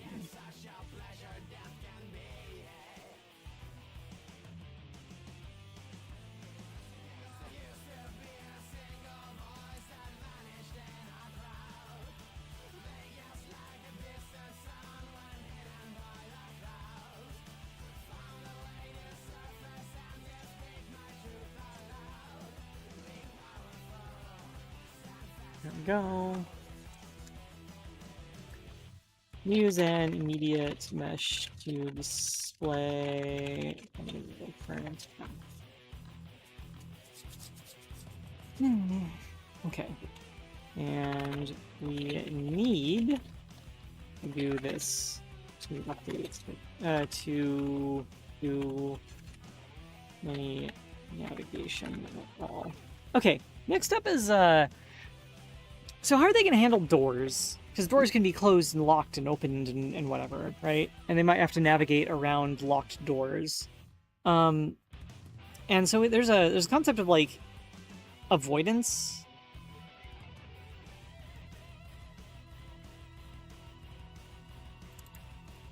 Avoidance, let's see, avoidance priority, avoidance mask, avoidance debug enabled. What does that do?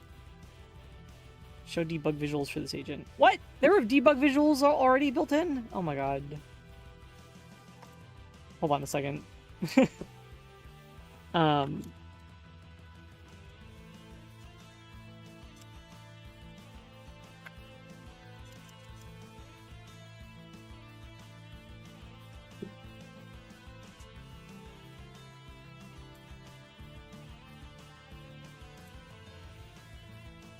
Oh my god. Oh my god. There was... There's built-in navigation debug stuff. We don't need that visualization at all. Ugh, jeez. Okay, whatever. Whatever. Let's see what happens when we get rid of that.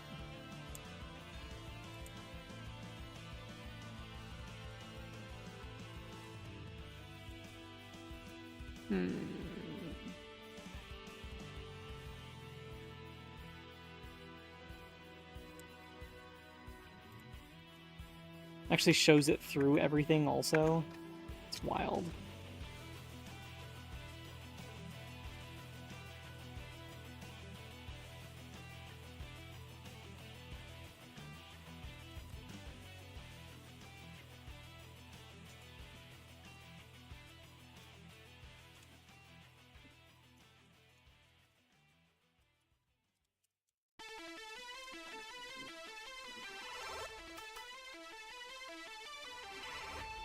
Alright, I'm not deleting that yet because I'm gonna have to delete like the entire mesh instance and everything, and maybe here, let's just add a fix me remove this question mark. Remove this and the mesh instance. There we go.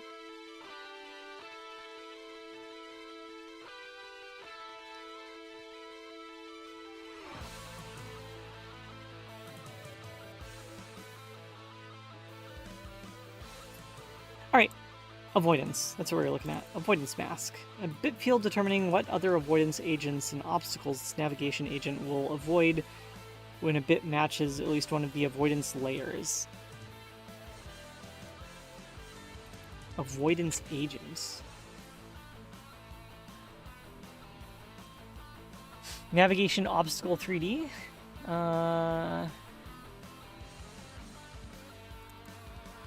3D obstacle used to affect navigation, mesh baking, or constrain velocities of avoidance-controlled agents. So many places I've been since the first time I tasted. When avoidance enabled, with avoidance enabled, the obstacle can constrain the avoidance velocities of avoidance using agents.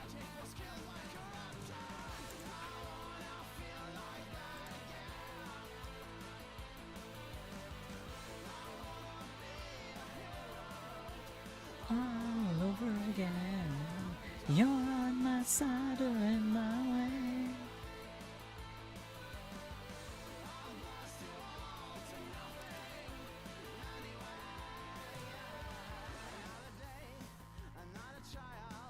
An avoidance obstacle does not add geometry to the baking process, it only removes geometry, blah blah blah blah blah blah blah blah blah.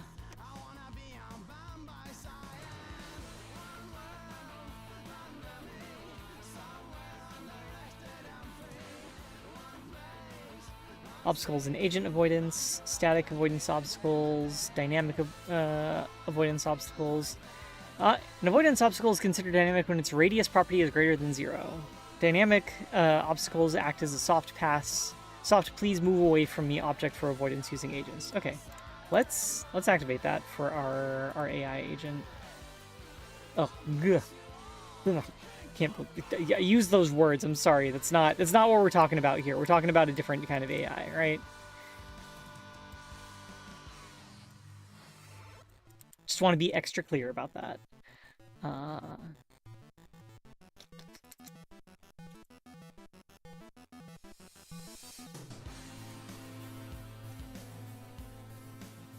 Use 3D avoidance.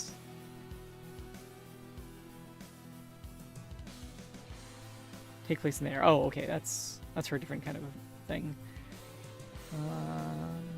Avoidance is checked. Okay, so we don't have to do. They have navigation for like flying things. That's pretty cool. I wonder how a 3D navigation mesh is gonna work. Do they have 3D nav mesh support?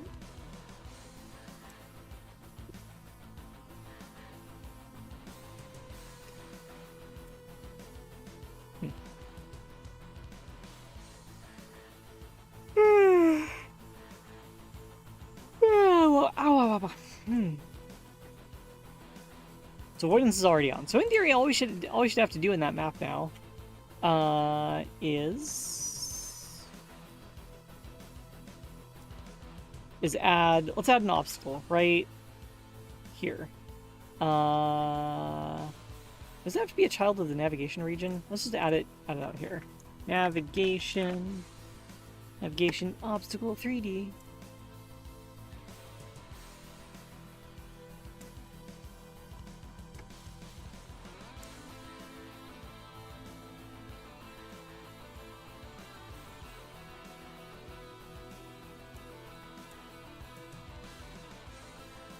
What?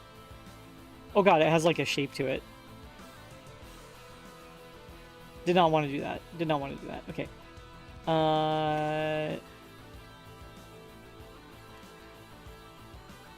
Navigation obstacle.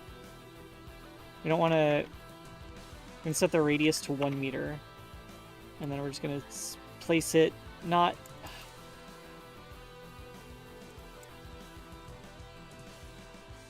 Vertices, reset that. No, we don't. No, no, get rid of.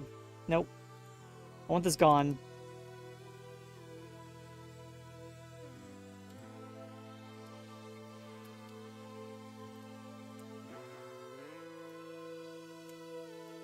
Why is it still displaying a thing here? Navigation obstacle. Okay. We're gonna move it up into the air. Oh my god, what are you doing? What is this? What is this shape? I want nothing to do with this shape. Go away, please. Okay. Right there. We're gonna set the radius to heckin' huge, and now it's gonna have to avoid that.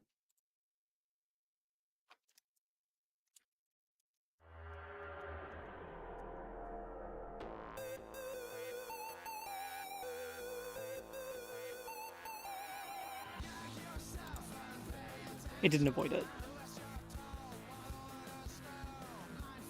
Come on.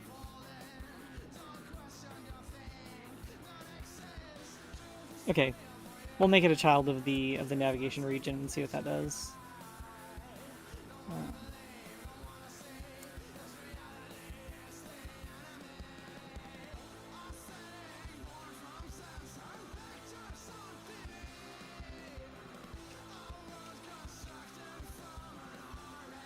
Nope, goes right through it. Alright, what's our net? God damn it, not again. Sure, you know what? We'll give it a shape. Sure, we'll see what it does with the shape.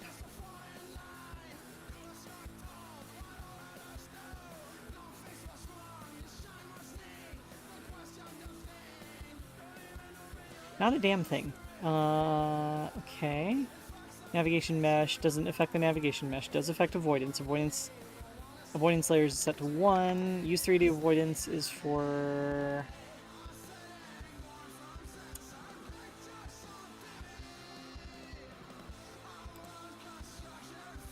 Let's try that one.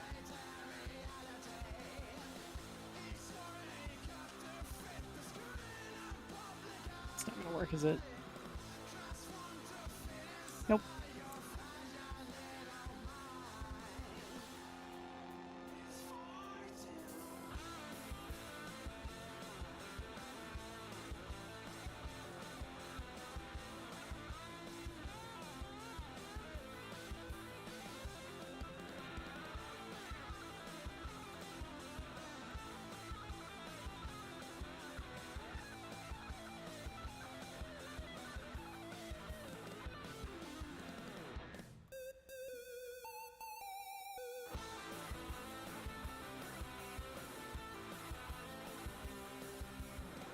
So it should navigate around that, but instead it's just going like right through it.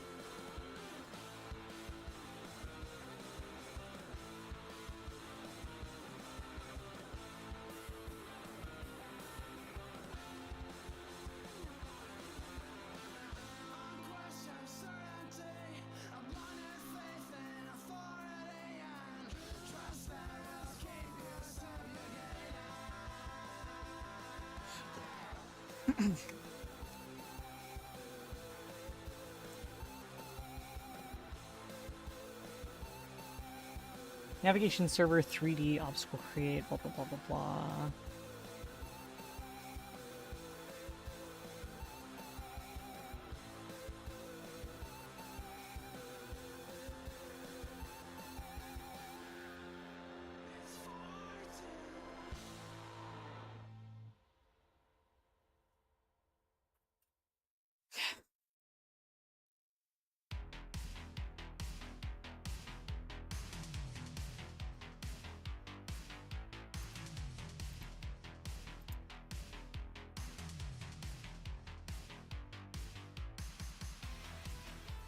Why is this not working?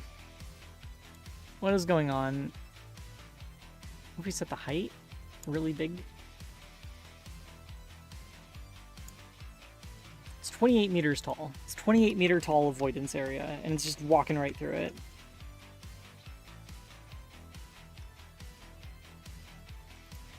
This is gonna end up with a lot of like NPCs that just walk directly into hazards if we don't do this.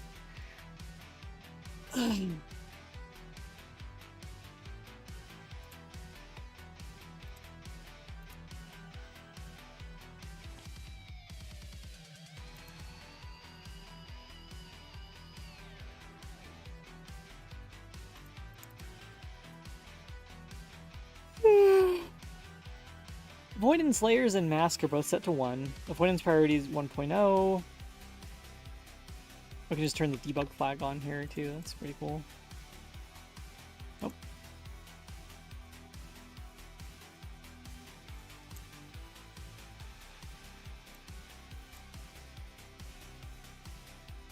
Debug doesn't see the avoidance thing at all. Something's like not hooked up, and I'm not sure what's going on.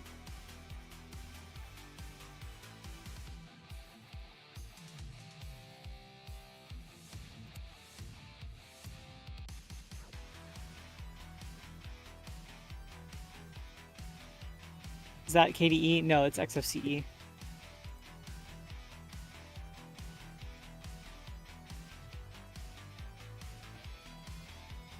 Supposed to put the navigation obstacle 2D as a child of navigation region 2D in order for it to work. Okay, we did that. Using a navigation layer inside of a tile map.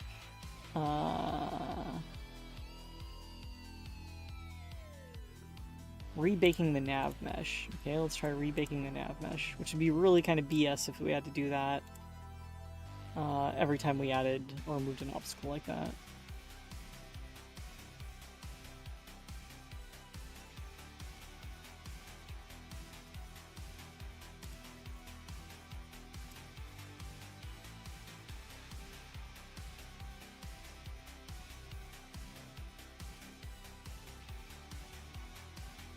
Nope, right through it.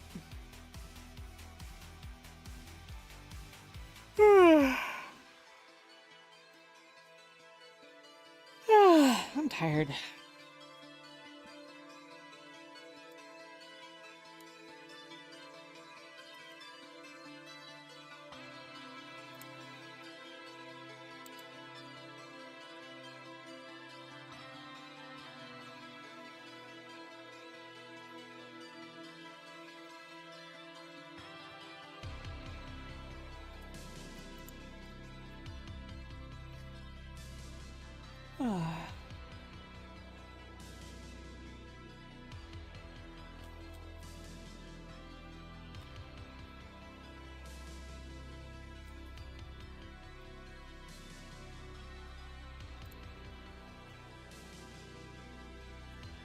With avoidance enabled, the obstacle can constrain the avoidance velocities of avoidance using agents, blah blah blah blah blah blah. We got avoidance enabled on the obstacle, right? Yes, it is enabled. Can uncheck use 3D avoidance.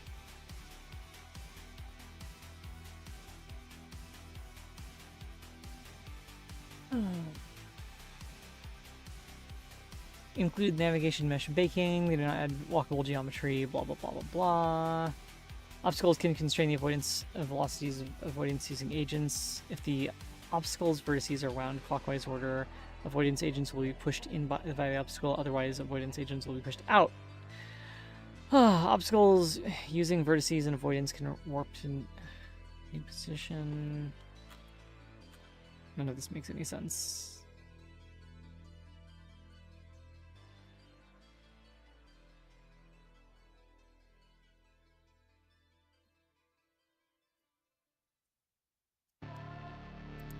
There's a map. There's an obstacle map that's not getting set.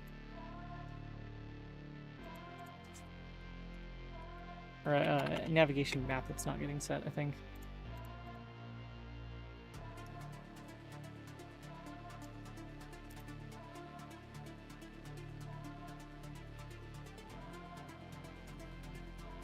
So update the obstacle in the navigation server.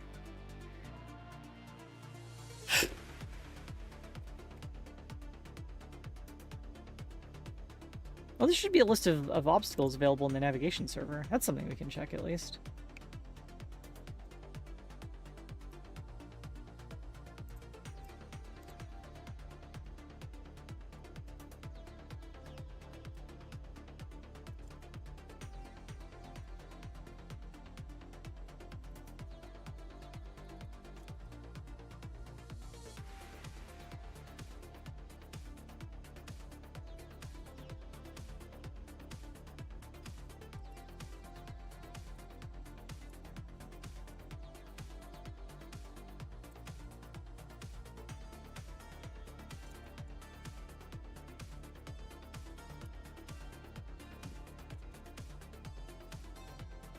Let's put this in the process and see what happens.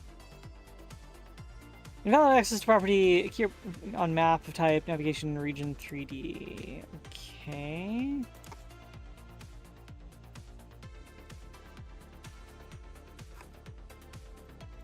I wonder if there's avoidance stuff to set in here. No, there's not. Get navigation map. Okay.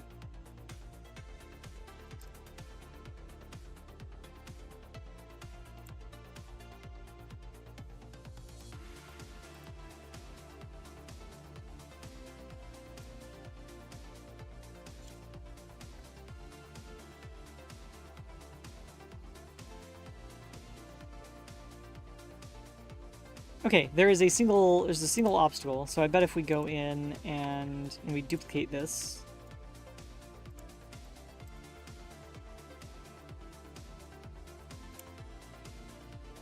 Duplicate it, we'll just move it over. Dang it, not again. Just move it over here. We'll probably see 2 objects now. Yeah, we see 2 objects. Okay, so they are being registered with the map. The navigation server is aware of it. So why are we not navigating around it?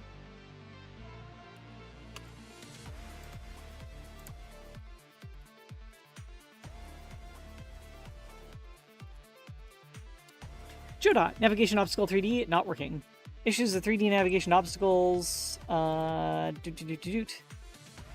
to get a basic navigation system in my game, and it involves enemies navigating around movable obstacles. Tried using, hey, that's us. This is the same thing on these obstacles. That didn't work, and these enemies just walk straight through them. I've avoidance set up on the enemies. Velocity is calculated based on the safe velocity vector, and this seems to keep the enemies a good distance from apart from each other. It's just not working with the obstacles, and I have no idea why. I've looked into other methods, blah, blah, blah, blah, blah, blah. Navigation mesh is the same no matter the obstacle placed on top of it, so the pathfinding will still go right through the obstacle. Rebake your navigation mesh.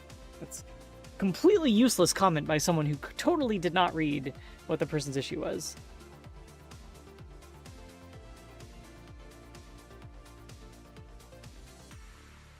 Avoidance velocity works just fine. The problem is more that the avoidance and pathfinding are 2 different systems, blah, blah, blah, blah, blah. Time something is placed causing lag spikes. Something.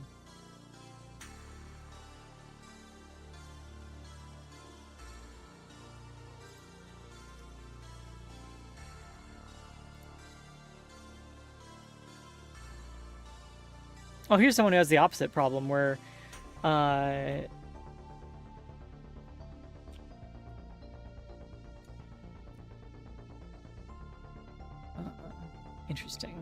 Interesting.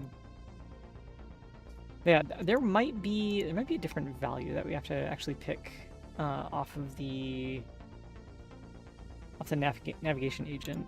Let's see, navigation agent 3D. Very sleepy day, yeah.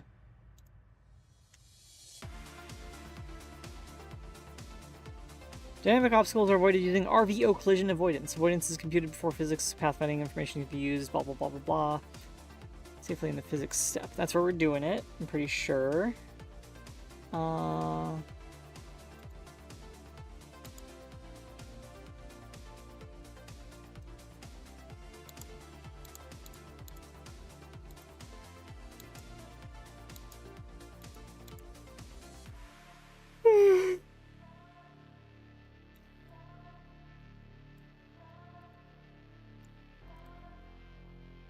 Yeah, we do have to use a different value, I think. Right, okay, yeah, because we have a thing here where we got nav safe velocity. That's what we're missing with the new implementation. Nav safe velocity, blah blah blah blah blah. So yeah, this is when the new velocity is calculated, and then I think we need to use that in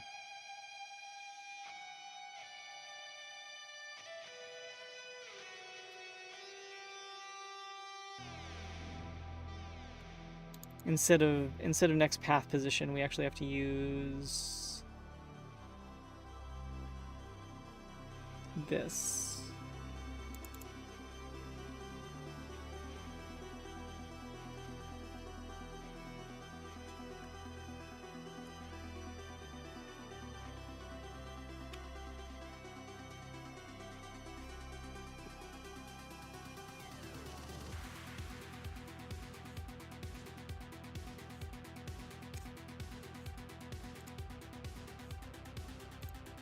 Boop. Oh my god. Oh my god, I made it dumber. I made it dumber. That's okay. No.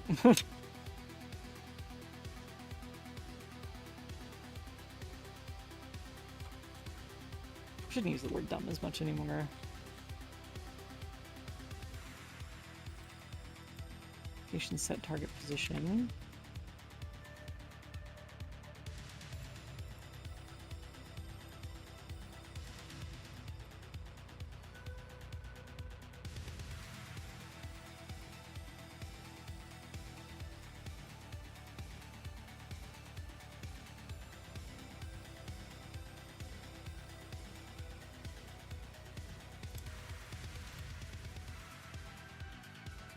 So let's look up the velocity computed.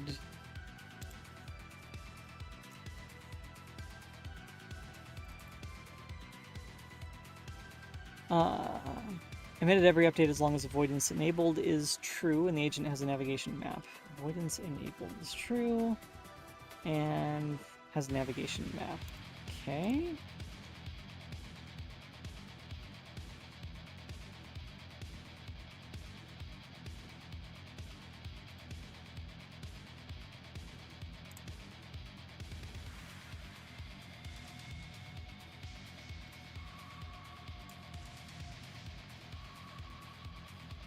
New safe velocity is set to 0. Wait a minute.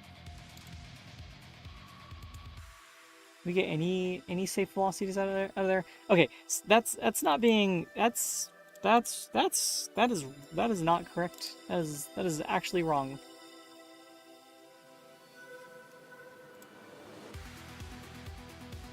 Why is this returning?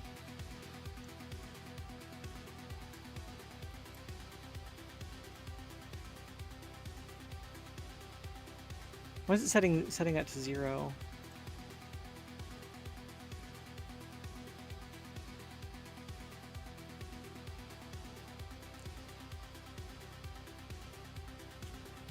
Like, it's emitting the signal, but why is it setting that to 0?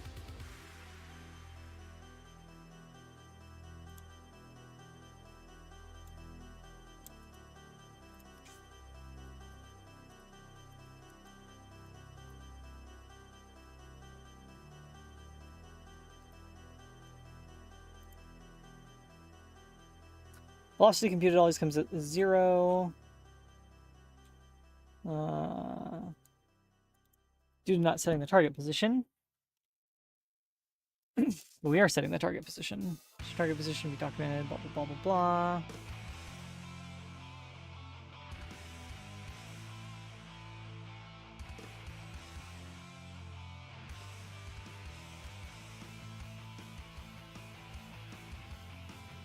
Maybe we're setting it, maybe the fact that we're setting it every frame.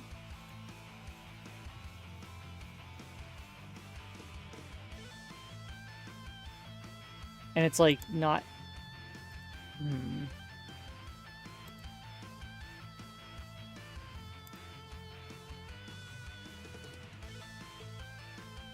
We're not setting it every frame though. That's the thing.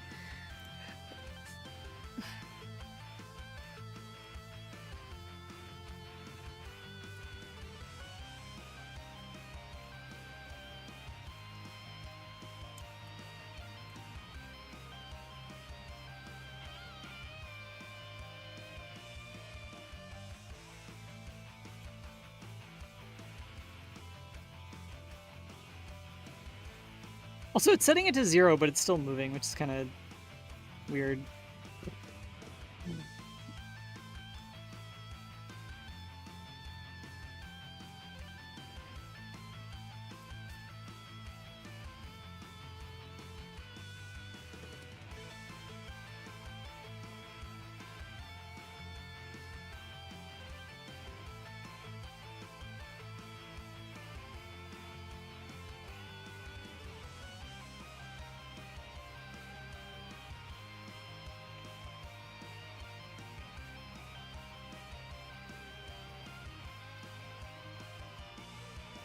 Looks like a lot of people are having this issue.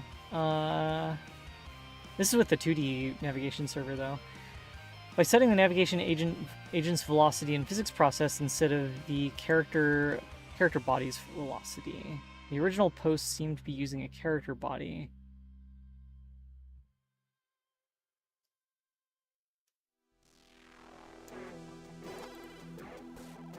In the on velocity computed signal that's called, I'm setting the character body's velocity instead of the navigation agent's velocity. If I change the nav agent or character body to get their velocity set, the agent doesn't work and safe velocity is 0.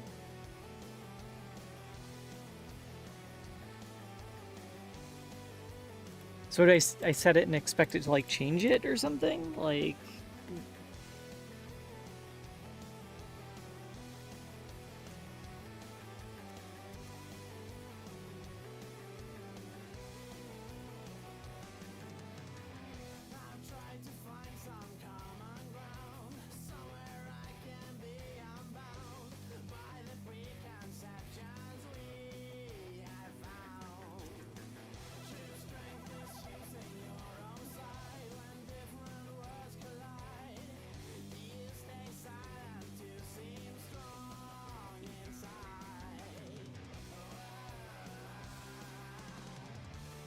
Oh! Oh, that's interesting. Wait a minute. Still going right through our avoidance thing, but now we're using the safe velocity instead, right? Well,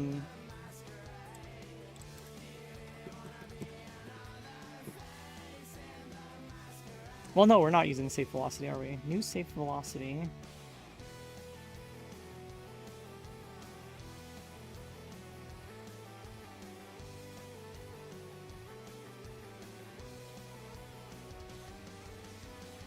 I have a hypothesis that print A from C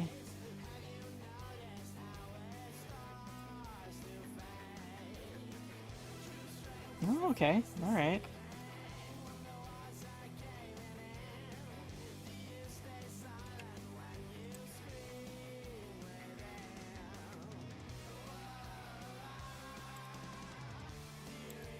Because this is using nav safe velocity right here.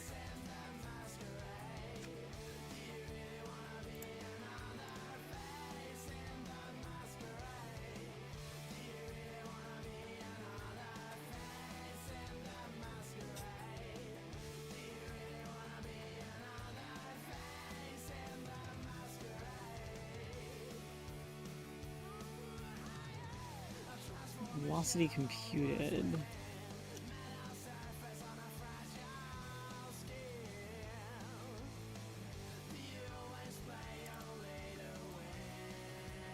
.3D velocity computed. Wait. Oh, it's just velocity computed. Okay, and that goes to 3D velocity computed. Which is right here. New safe velocity is 0. What if we just set this to 1? Let's set this to 1 and see what happens. I don't think that's going to actually do anything. I didn't... Oh, well, that's not the right thing to do that. Yeah. It just runs headfirst into the wall. Nice.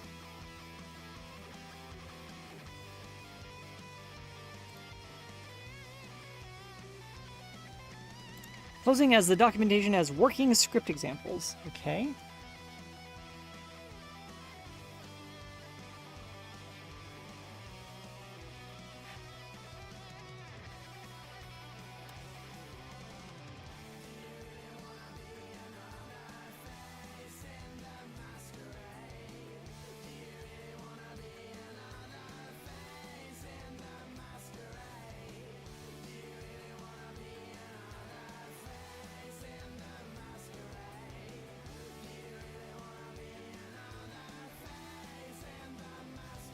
Okay, so it gets the next path position, and then it gets a velocity vector. Navigation, avoidance enabled. What is it? On velocity computed. New velocity. What?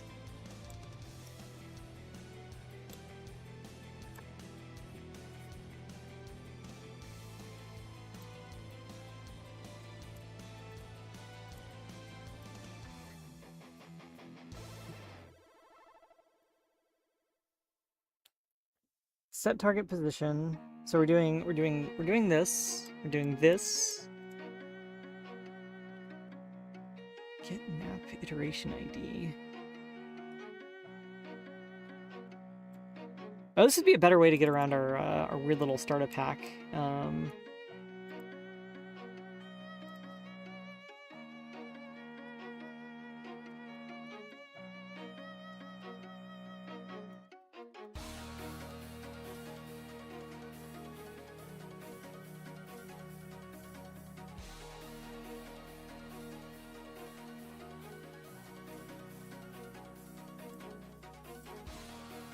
We'll do that later.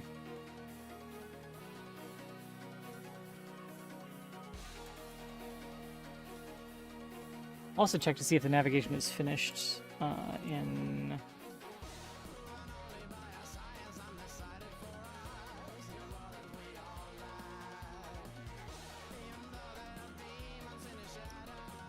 Follow navigation.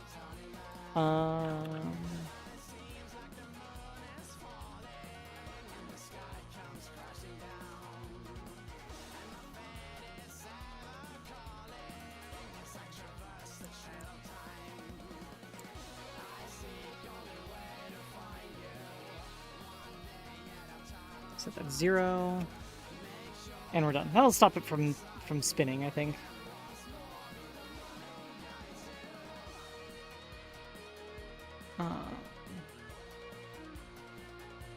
Well, also, we're going to wrap that function too. Is navigation finished? Turn.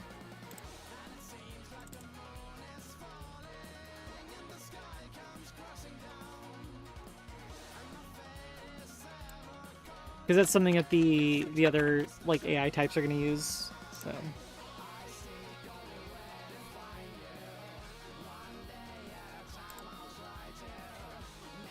Okay, so next path position equals get next path position, right? So we're doing that. We're doing that right there.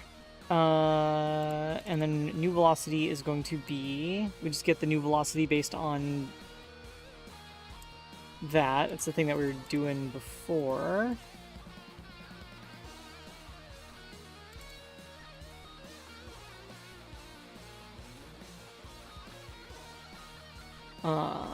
New velocity, blah, blah, blah, blah, blah, and then we say set velocity on that. Unless avoidance is enabled, which it is, in which case we just use on velocity computed new velocity, which is move toward, which is the same thing.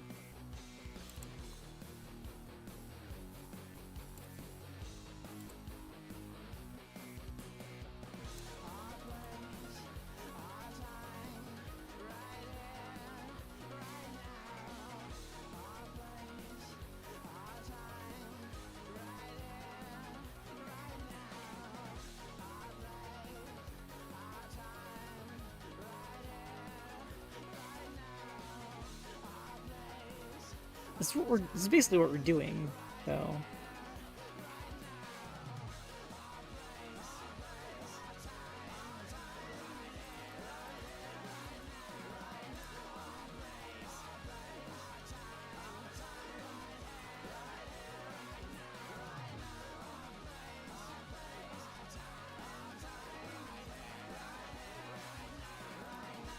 There's set velocity forced.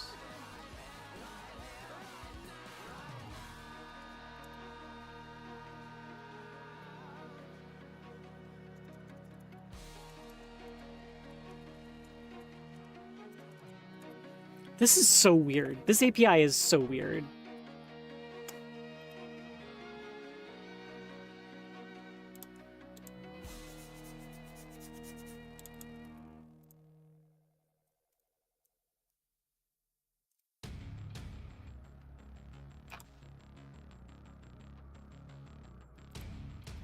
Okay, so we're getting the velocity now, but I'm pretty sure that's the one that we're forcefully setting, so we're not going to see any avoidance here. Yep, goes right through that avoidance area.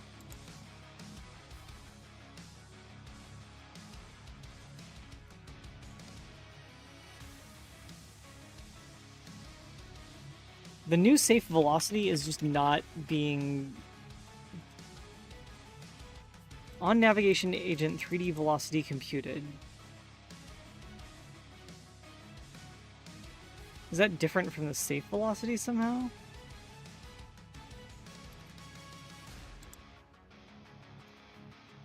Nope.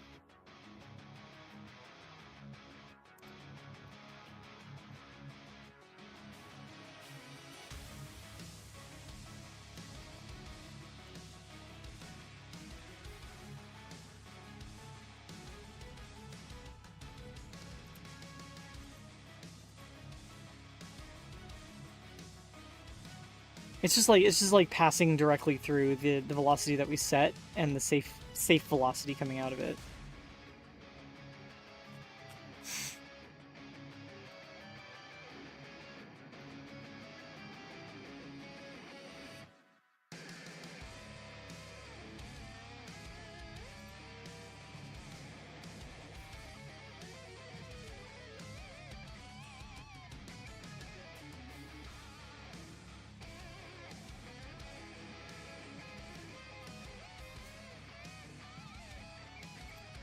Oh, this is a very critical thing to make it work, and why is it not working? You can't tell me what to do. Well, that's the thing, I am telling it what to do, and it's only doing that instead of what's best for it. That's the problem.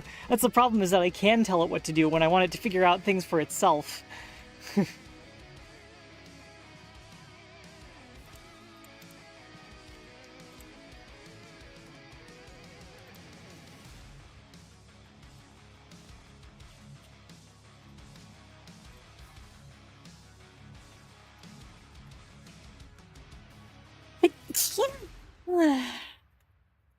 That's... okay.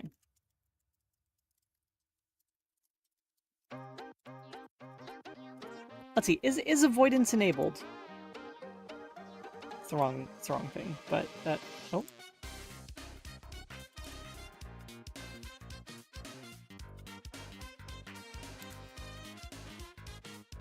Avoidance is enabled.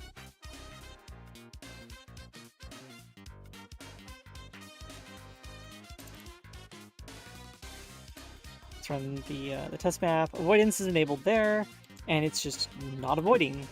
It's avoidance is enabled, and there's no avoidance happening.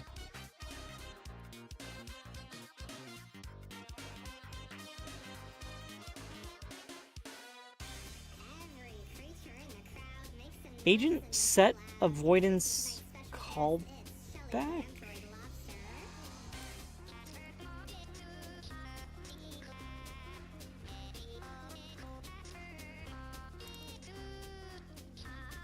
Gets called after each avoidance processing step per agent. The calculated safe velocity will be dispatched to the signal, the object just before the physics.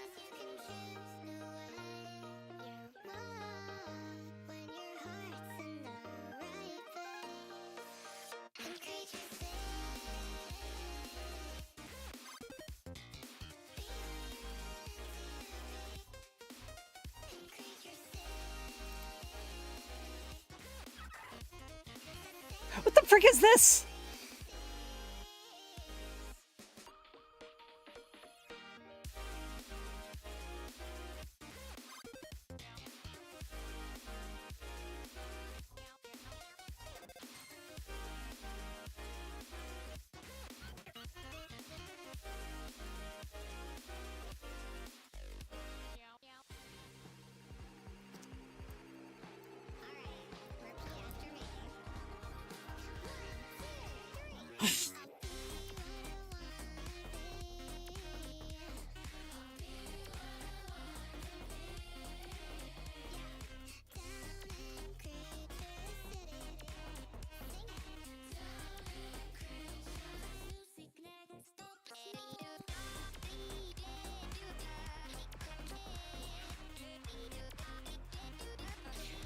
Alright, let's give that a shot. Let's... Oh, this is so infuriating. This documentation blows. If I'm being real.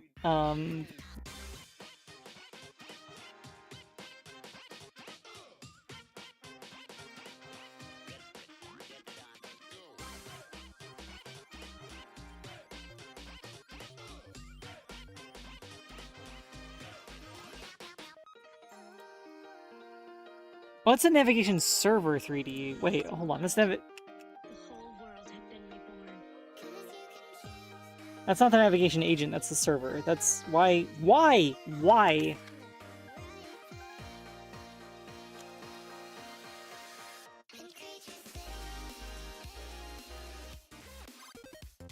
Oh my god, this is the worst. This is the worst. Who made this?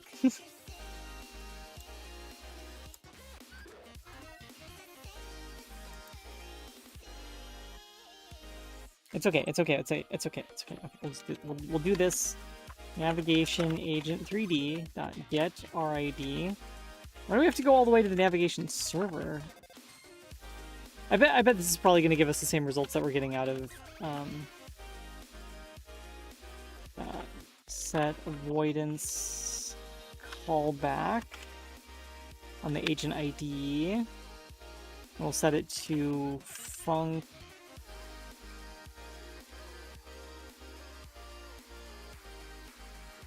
I forget how the lambdas work. It's like that.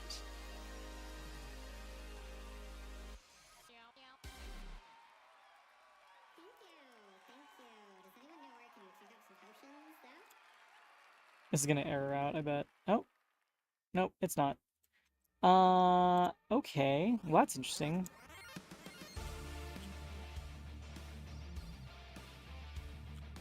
That looks like it's the same, probably the same results that we were getting out of the other thing. So if we disable that, because it looks like it's now overriding the,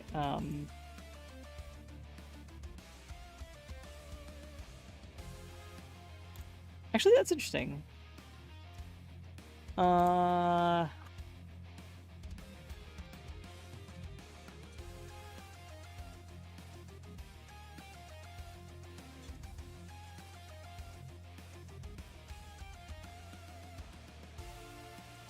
That's actually really weird. Hold up. Okay, here's our avoidance callback firing. Up. Okay, we lost the ability to jump apparently.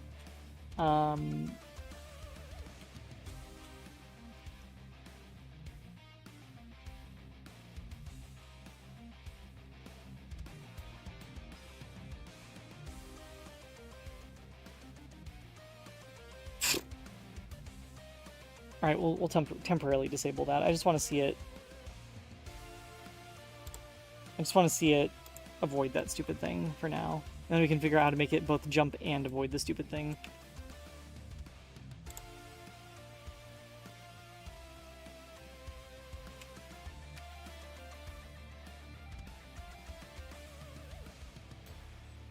Nope.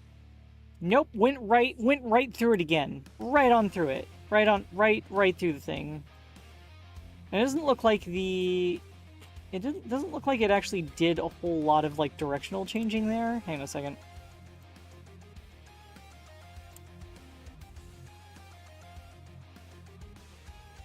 So I want to see it take a turn on the which axis is that?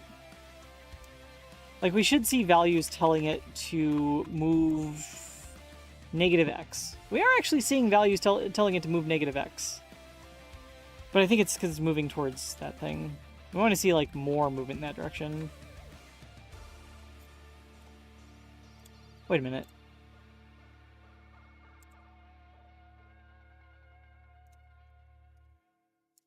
Am I an idiot? Don't answer that.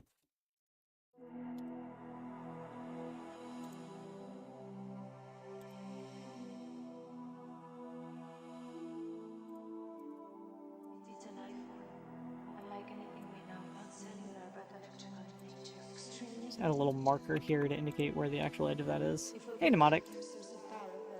I wish Crazy Stewie was here. He would know that. Oh my god. Wait, it has been avoiding it. It's been avoiding it this entire time. I was too blind to see!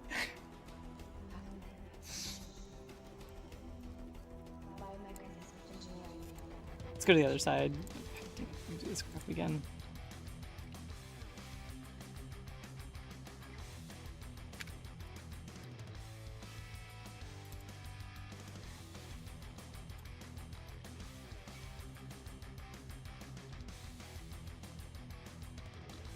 Okay, it should definitely go around the other direction. Okay, no, it hasn't been avoiding it. Actually, wait a minute. That callback is saying positive was saying positive X, which would be telling it to go around it, right? Negative, negative, negative, negative, negative, negative, negative, negative. No, it only starts going positive again once it's like over the thing. Yeah. Actual game dev, I know, right? Except it's less game dev and more just me smashing my head against this, trying to figure out why the avoidance stuff just refuses to work for no reason. All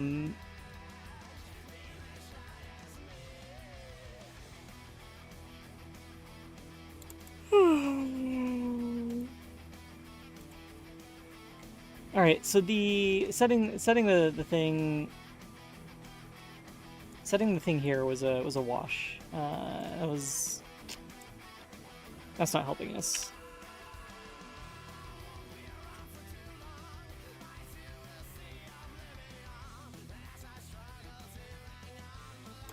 Well, actually, let's leave that right there just for a second because I want to see what happens when we don't override the velocity.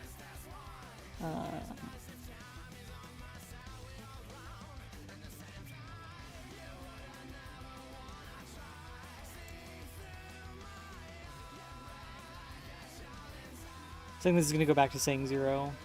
Yeah, it's saying 0. It's saying 0 in that callback.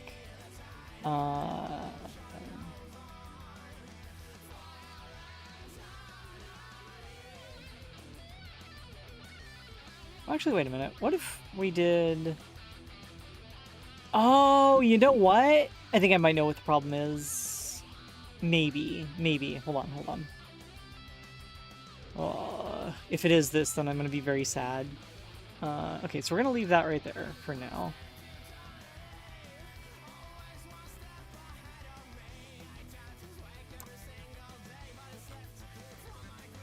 I keep having a hard time finding this stupid thing.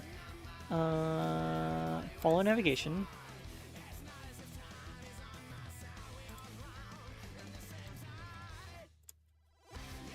We're going to set velocity on this, but we're going to normalize it.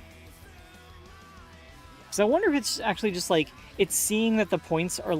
It's not seeing that the points are landing in the area that's being excluded by the radius, and therefore not avoiding, because it's seeing it's just skipping past, you know. So we're gonna normalize that and see what it does. Nope. Right, just bolts right on through that area. All right, suspicion of this being a bug is starting to increase more and more.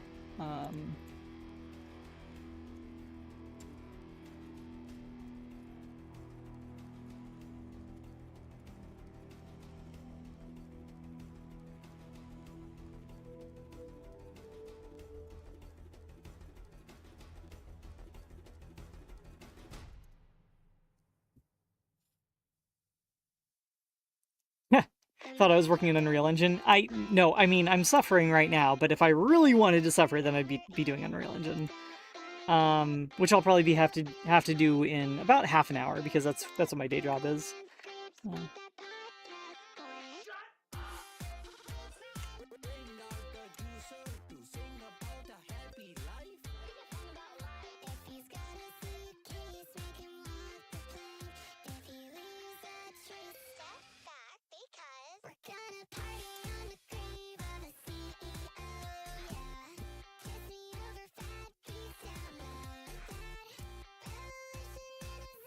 Avoidance does not affect the pathfinding. It should be seen as an additional option for constantly moving objects that cannot be rebaked to a navigation mesh efficiently in order to move around them.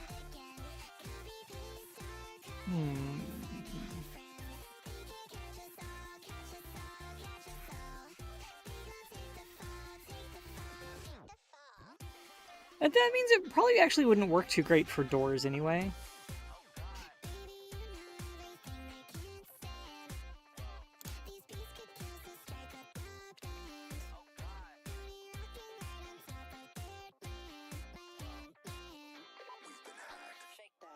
And it's all so arbitrary, taking back the ordinary, replant the old oak library. It's fun. We're gonna party on the grave of the CEO, yeah. Kissing over backbeats down low. Revolution is a tile, baby.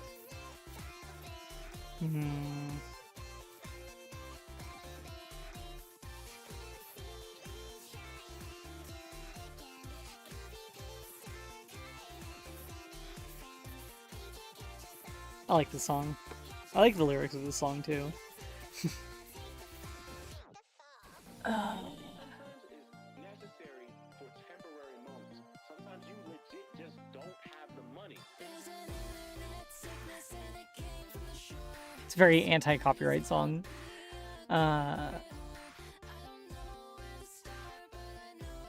Same with the falling in love with a corporate or with a corporate illustration is a good song. I think those are my two favorite ones off of. Those are off the same album, right? Yeah. Yeah, they're both off Love and Pony Step. Yeah.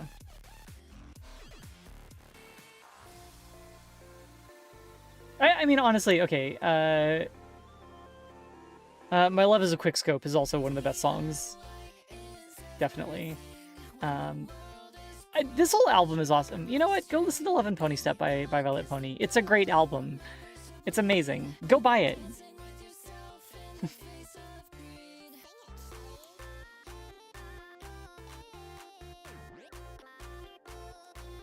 I'm not sure how loud the music is to everyone right now. I'm not sure if y'all can hear it.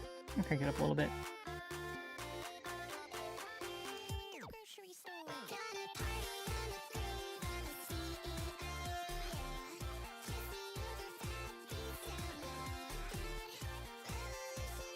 yeah.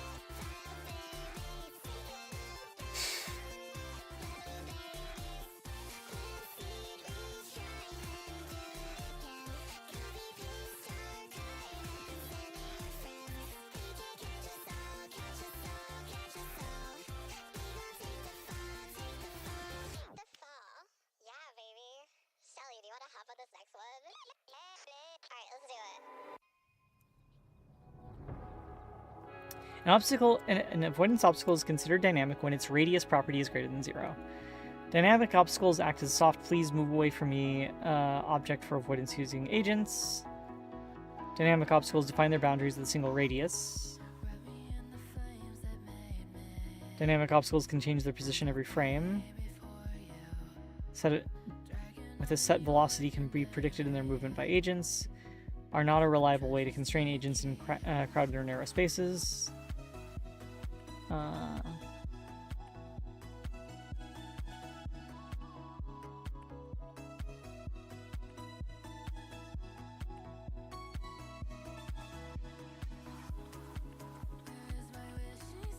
New obstacles can be created in a script without a node by using the script without a node. Wait, new obstacles can be created in a script without a node by using the navigation server directly.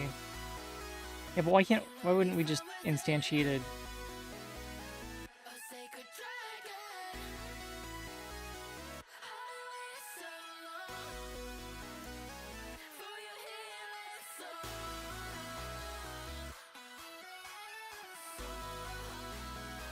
None of this makes any sense! Why isn't this working?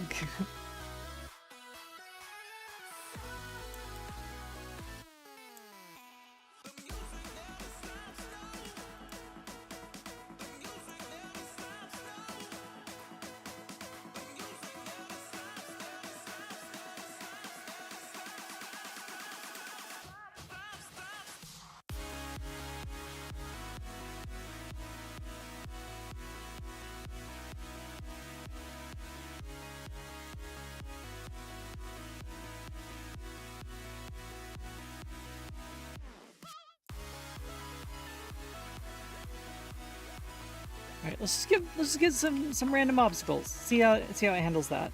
All right, I want to see it kind of wiggle a little bit as it goes through. Oh, wait, what's this? What's this? What's it doing now? It's avoiding them. Badly, very badly. Ooh, wow, that's not good. Okay. But we got it to actually do a thing. It's doing a thing. Let's see if we can get rid of this callback override silliness that we stuck up here.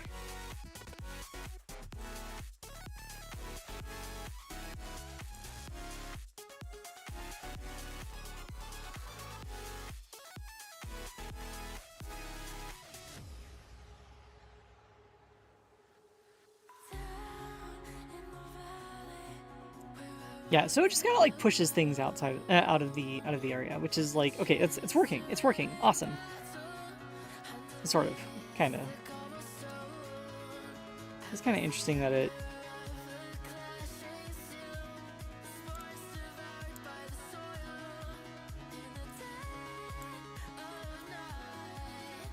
Get rid of all the vertices and see if it selects the same. Oops.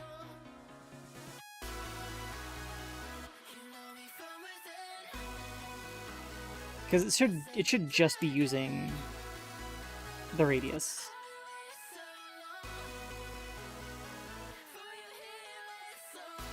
Which it is.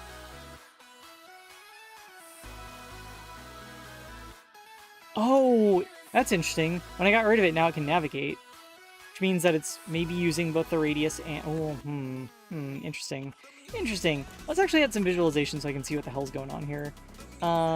Let's add a mesh instance, 3D. And it's going to be a sphere. And it's going to be of the same radius as the thing.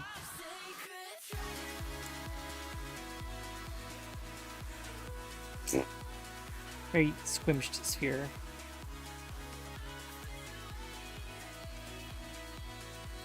Okay, that would be good.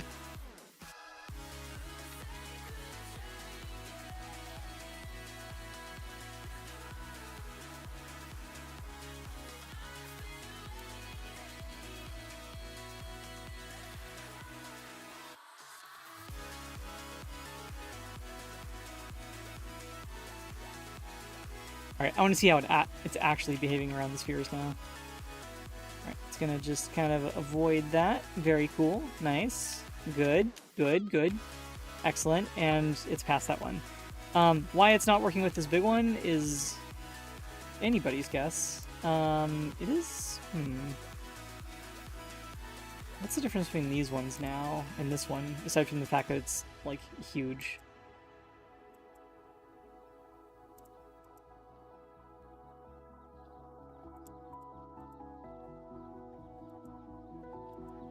It's literally just the radius. Okay.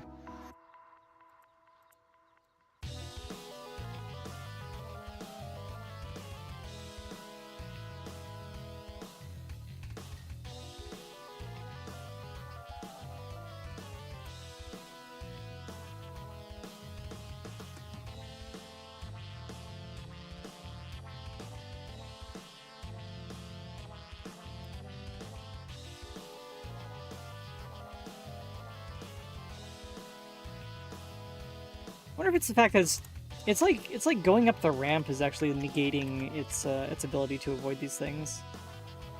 That would be an interesting test. We should test to see if... Yeah, let's move this one. Not again. Not this one. This one, this one, this one, this one, this one. Move this one a little bit over. Dang it. I don't want to draw the stupid verts. Just let me place the stupid thing.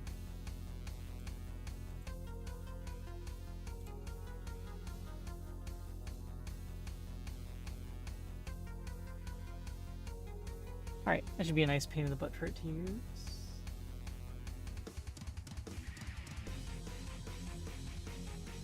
And then it gets stuck on that one because it can't tell which direction to go around it. Interesting.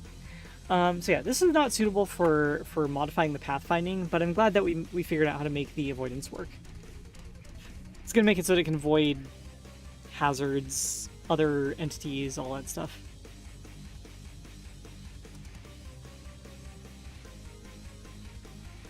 All of Violet Pony's music is great, even the weird ones about drinking the crude oil, especially the weird ones about drinking crude oil.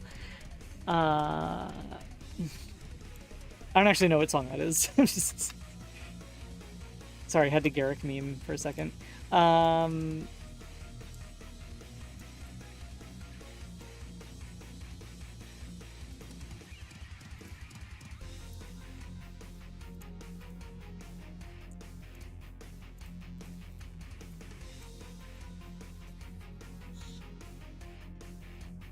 Okay, so we still need to be able to dynamically modify the navigation mesh. Let's look up Dodot dynamically modify nav mesh. Now things are going to get weird. Dynamically update navigation region 3D / navigation mesh. Because we want to have doors. I wonder if there's any way that we can visualize navigation meshes while we're playing. Let's see.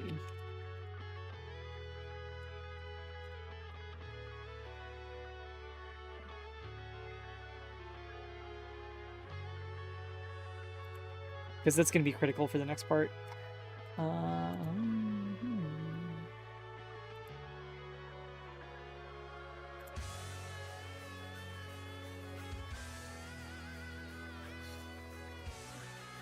I think it's one of those things where we're going to need the embedded window back. Embed.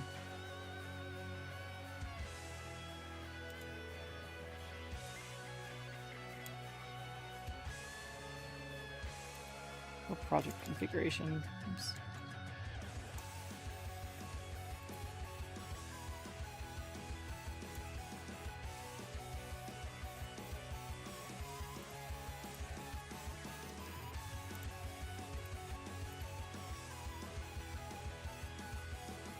There's the thing where you can turn it off for like the next run, but I don't know how to turn it back on. Awesome. Cool. Game embed mode. We'll just set in embed mode on it for now. No religion, no real place. I grow weary of these walls. So tired of it all. Dull gray and endless days. Here where evil has no face. It is hidden from my eyes. Unseen or in disguise. Thanks so much for the follow. How's it going? You may lose a fight or two, but you'll win if you get through. Face up and challenge all you ever knew since you could crawl.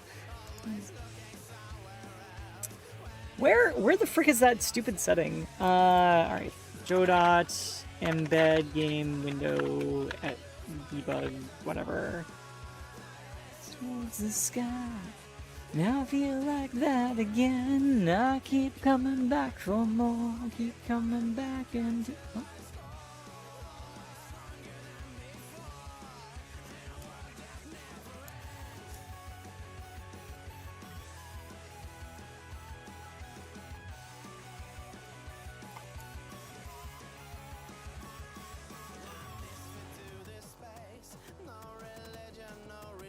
You can only uncheck it and not check it, I guess.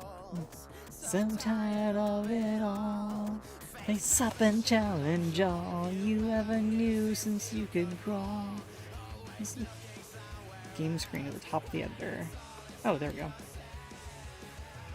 I wanna play until I die. Don't wanna lose my reasons why.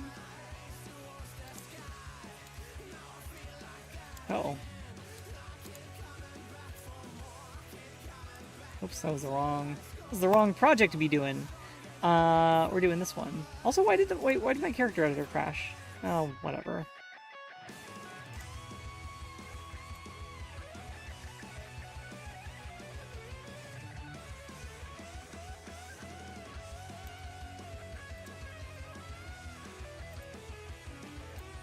Ah, found it.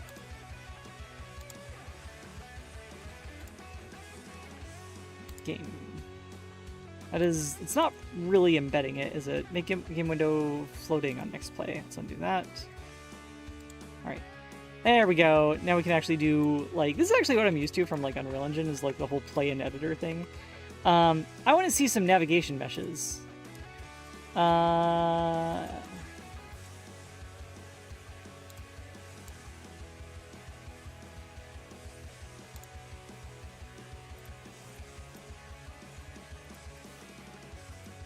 Show me what you're...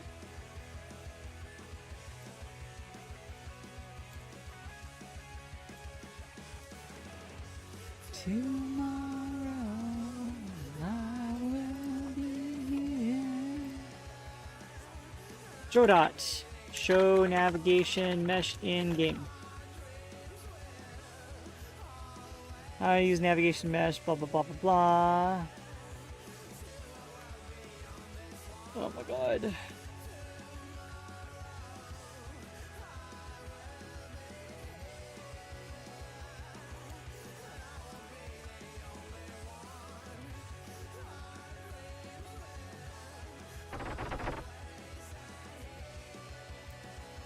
Hey, look! We got disinformation. We got disinformation from the AI slop machine. Have you heard of the phrase castigate the enemies of the Godhead? Yes. I am not a Manticore pilot. So it's not really my thing, though. Not really a fan of, like, dying horribly to you know, blow up my reactor or something. Talk to Junkraven about that. She might be interested. Probably not, though. Navigation, blah, blah, blah. You need to ensure that you have a navigation region 3D, which we do, as the debug rendering for blah blah blah. Once added, you can set the navigation mesh to this node to visualize it during gameplay.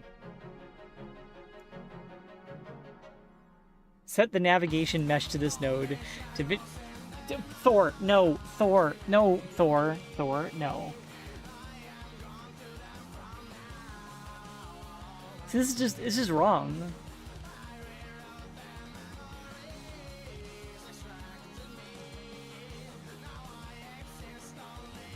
Ensure the debug visualization option is enabled in your project settings or through the editor.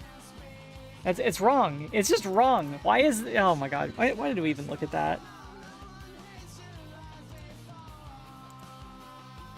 Here, we'll search. We'll search. Debug.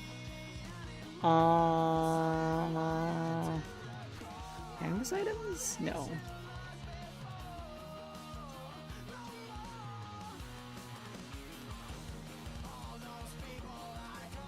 Yeah, no, just the AI was wrong. It was just, the slop machine was just incorrect. Why did they even put that crap there? It's just disinfo all the time. Sheesh. So we don't have a way to visualize the navigation mesh during gameplay. That's fine. And we figured that out. And now we are dynamically update navigation region /3D / navigation mesh. Blah blah blah blah blah blah blah blah blah.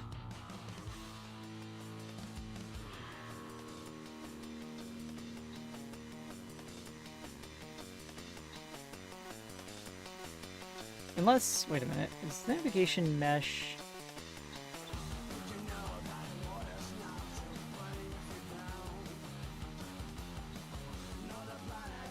Can we actually just get the navigation mesh, like, as a mesh?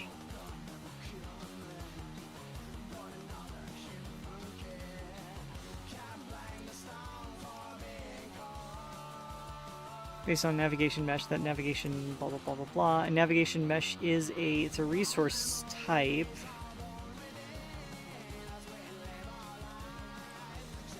And it's not derived from anything, so it's not actually like a mesh. We could convert that mesh into something visible probably, but The thing is though, could we actually modify this at runtime?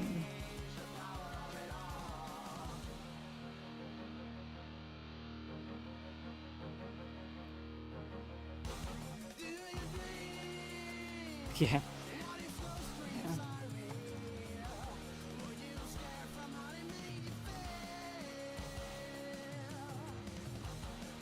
So I just want to be able to like close a door and have that affect the navigation. Like close and lock a door, Now they can't navigate through that, right? This should be not too difficult, you'd think, right? Guess we could just rebake the navigation mesh every time we open or close the door.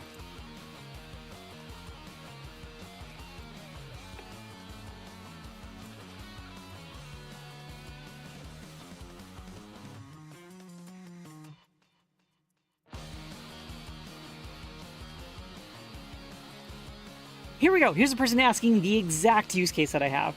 How to handle doors, i.e. turn parts of the nav mesh off and on. I'm new to navigation meshes, blah, blah, blah, blah, blah. If you can split your level into multiple regions where each door has its own mini region, you can use the navigation layer's bit mask to toggle a door as open or closed or whatever key it needs to be used. Then use that bit mask as a polygon filter in the path queries or the navigation agent.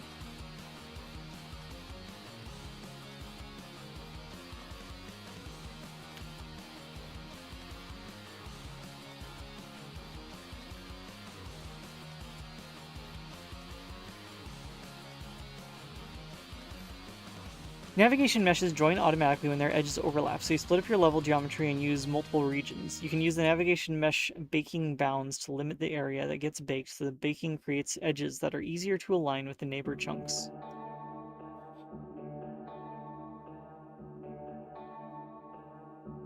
Okay, but we only have like so many layers, so what, do we only get to have like... Because these are navigation layers down here. We have 16 of them. So do we only have 16 doors per level? That'd be weird. Let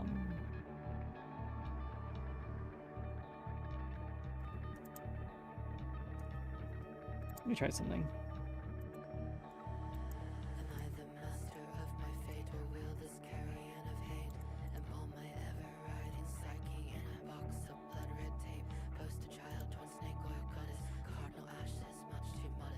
Let's make another navigation region. Let's put it over... Oh, here. Let's just duplicate this one and move it right over here. Bloop.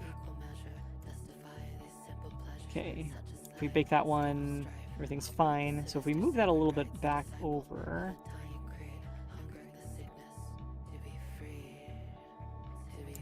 Hit bake navigation mesh. So are these meshes now, like, merged together somehow? Can we actually navigate from one to the other? Would that work?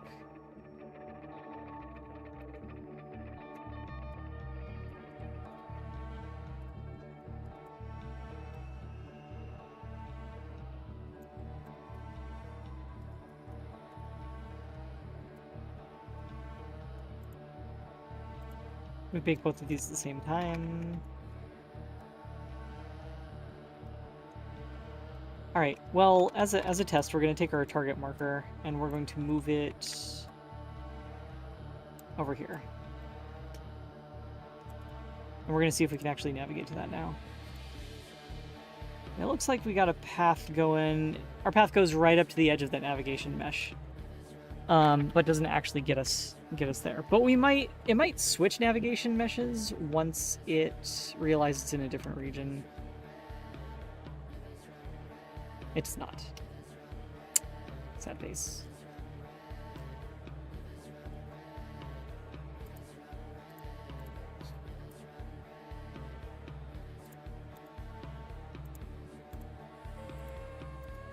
But we are definitely in that region now.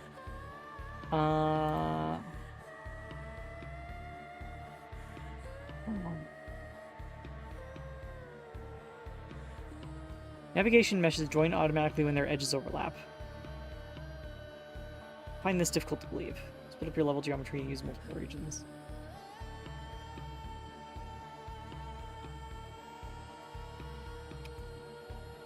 Oops.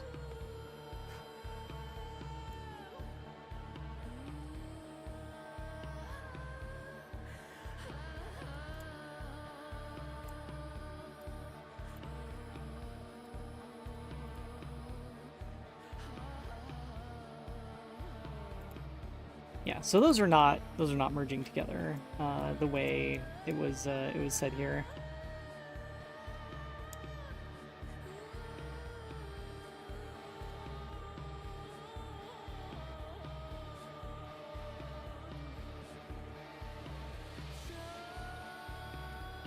What's that?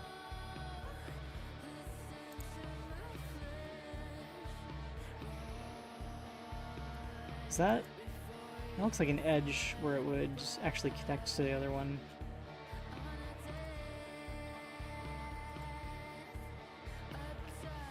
That is like right on the edge of those. Okay, hold on a second. What if we do this? Let's go over here. We'll hit bake on that one. Hit bake on that one. We'll take both of them together and hit bake. And now I don't see that little edge there anymore. Weird.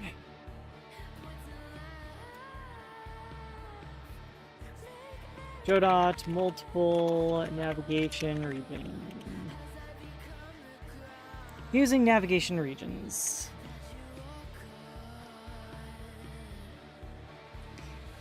Visual node representation of a region of the navigation map on the navigation server. Each navigation region holds a resource for the navigation mesh data. Blah, blah, blah, blah, blah. Individual navigation regions upload their 2D navigation, blah, blah, blah, blah, blah, blah, blah, blah, blah.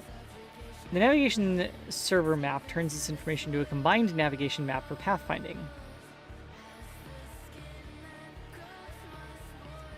To connect navigation regions over arbitrary distances, use navigation links. There's also connecting navigation meshes. There we go.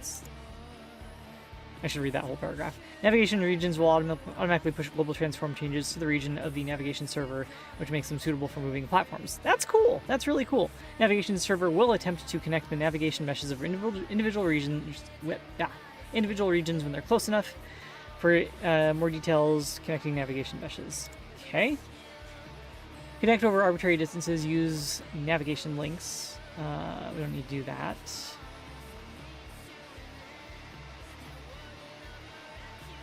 Overlapping or intersecting outlines on the same navigation polygon will fail the navigation mesh creation. Overlapping intersecting outlines from different navigation polygons will often create navigation region edge.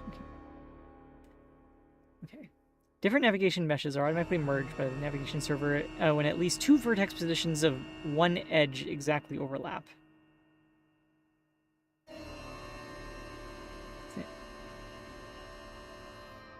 Oh, that's what the little purple line was. Which means that maybe what we need to do here is... Oops.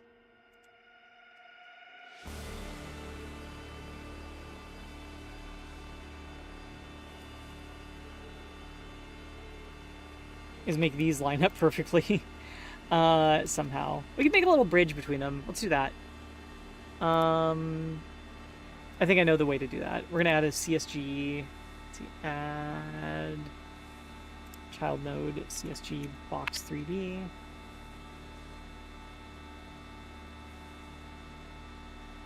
Oh god. Okay, you know what? I am actually removing that song from the playlist now. There we go. That one's a little bit too raw for our stream, I think. Okay, we're gonna make a little bridge. Little bridge dude. Boop. And go like that.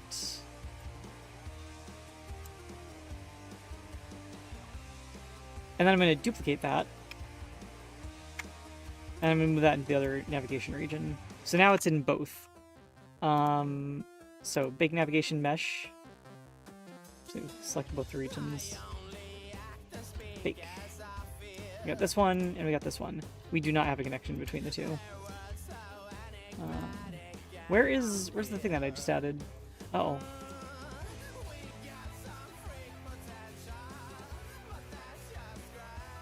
Did I just make that a child of a navigation obstacle instead? Oh, I didn't manage to... Oh, wait, no, I added it below the navigation region. There it is. Okay, so we have two things that are, like, directly on top of each other now. We're gonna hit bake on both. Bake. Bake. And we don't have the little connecty edge. These are gonna be challenging to set up. That's not... I'm not sure about this.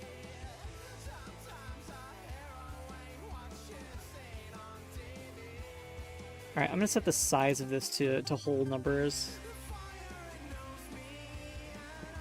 And same for the other one.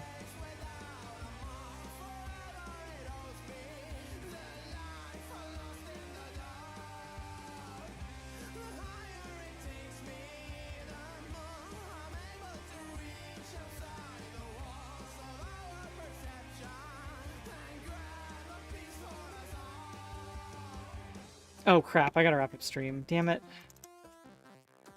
Alright, we'll finish this. Just give me a second. 10, 1, 7.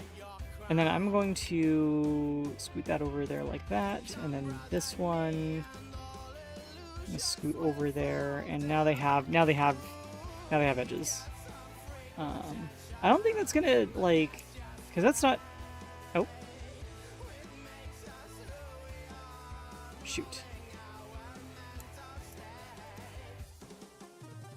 We got them inverted.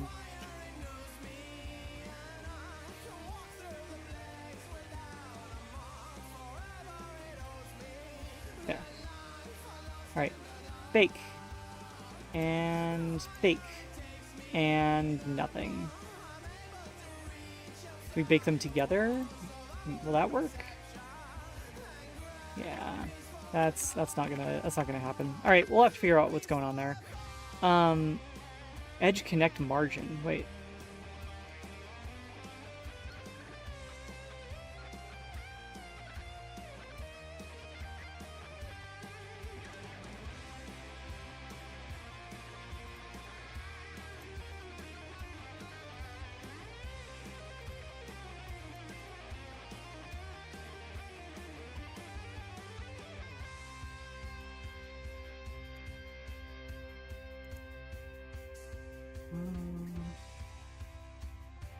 Alright, whatever. We'll have to leave this for next time. Supposedly this functionality is in there, so hope you're not needed at work today. I mean, I got some meetings to get to, but they're not like right now. So.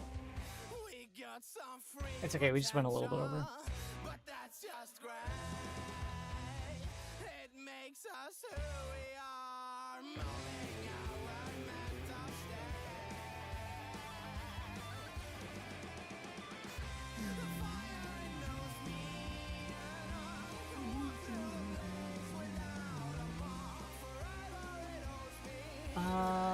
Should we? Oh, goodness.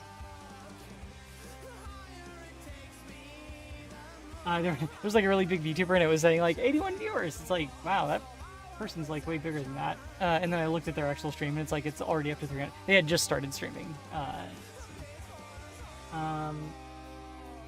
Let's raid. Who have we not raided this week? Who's doing game dev? Oh, I know. We're gonna raid Bunny Hearted.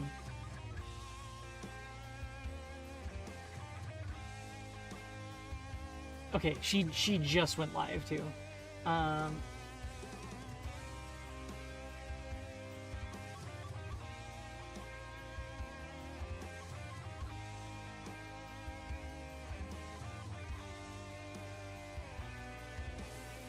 Alright, there's the raid message. Thank you everyone for joining me for another weekday morning art/dev stream. Really appreciate having y'all here. You are all awesome and amazing. Hope to see you next time. Take it easy, take care, be kind, show compassion, show empathy, all that stuff. Use containers if you want to, whatever, it doesn't matter. And stay safe. I know the world is a very wild and complicated place right now. So, yeah, that last part's really important. Take care of yourselves. Take care of other people. Yeah, be good people. I know y'all are pretty decent people, so. Alright, get out of here, everyone. Bye!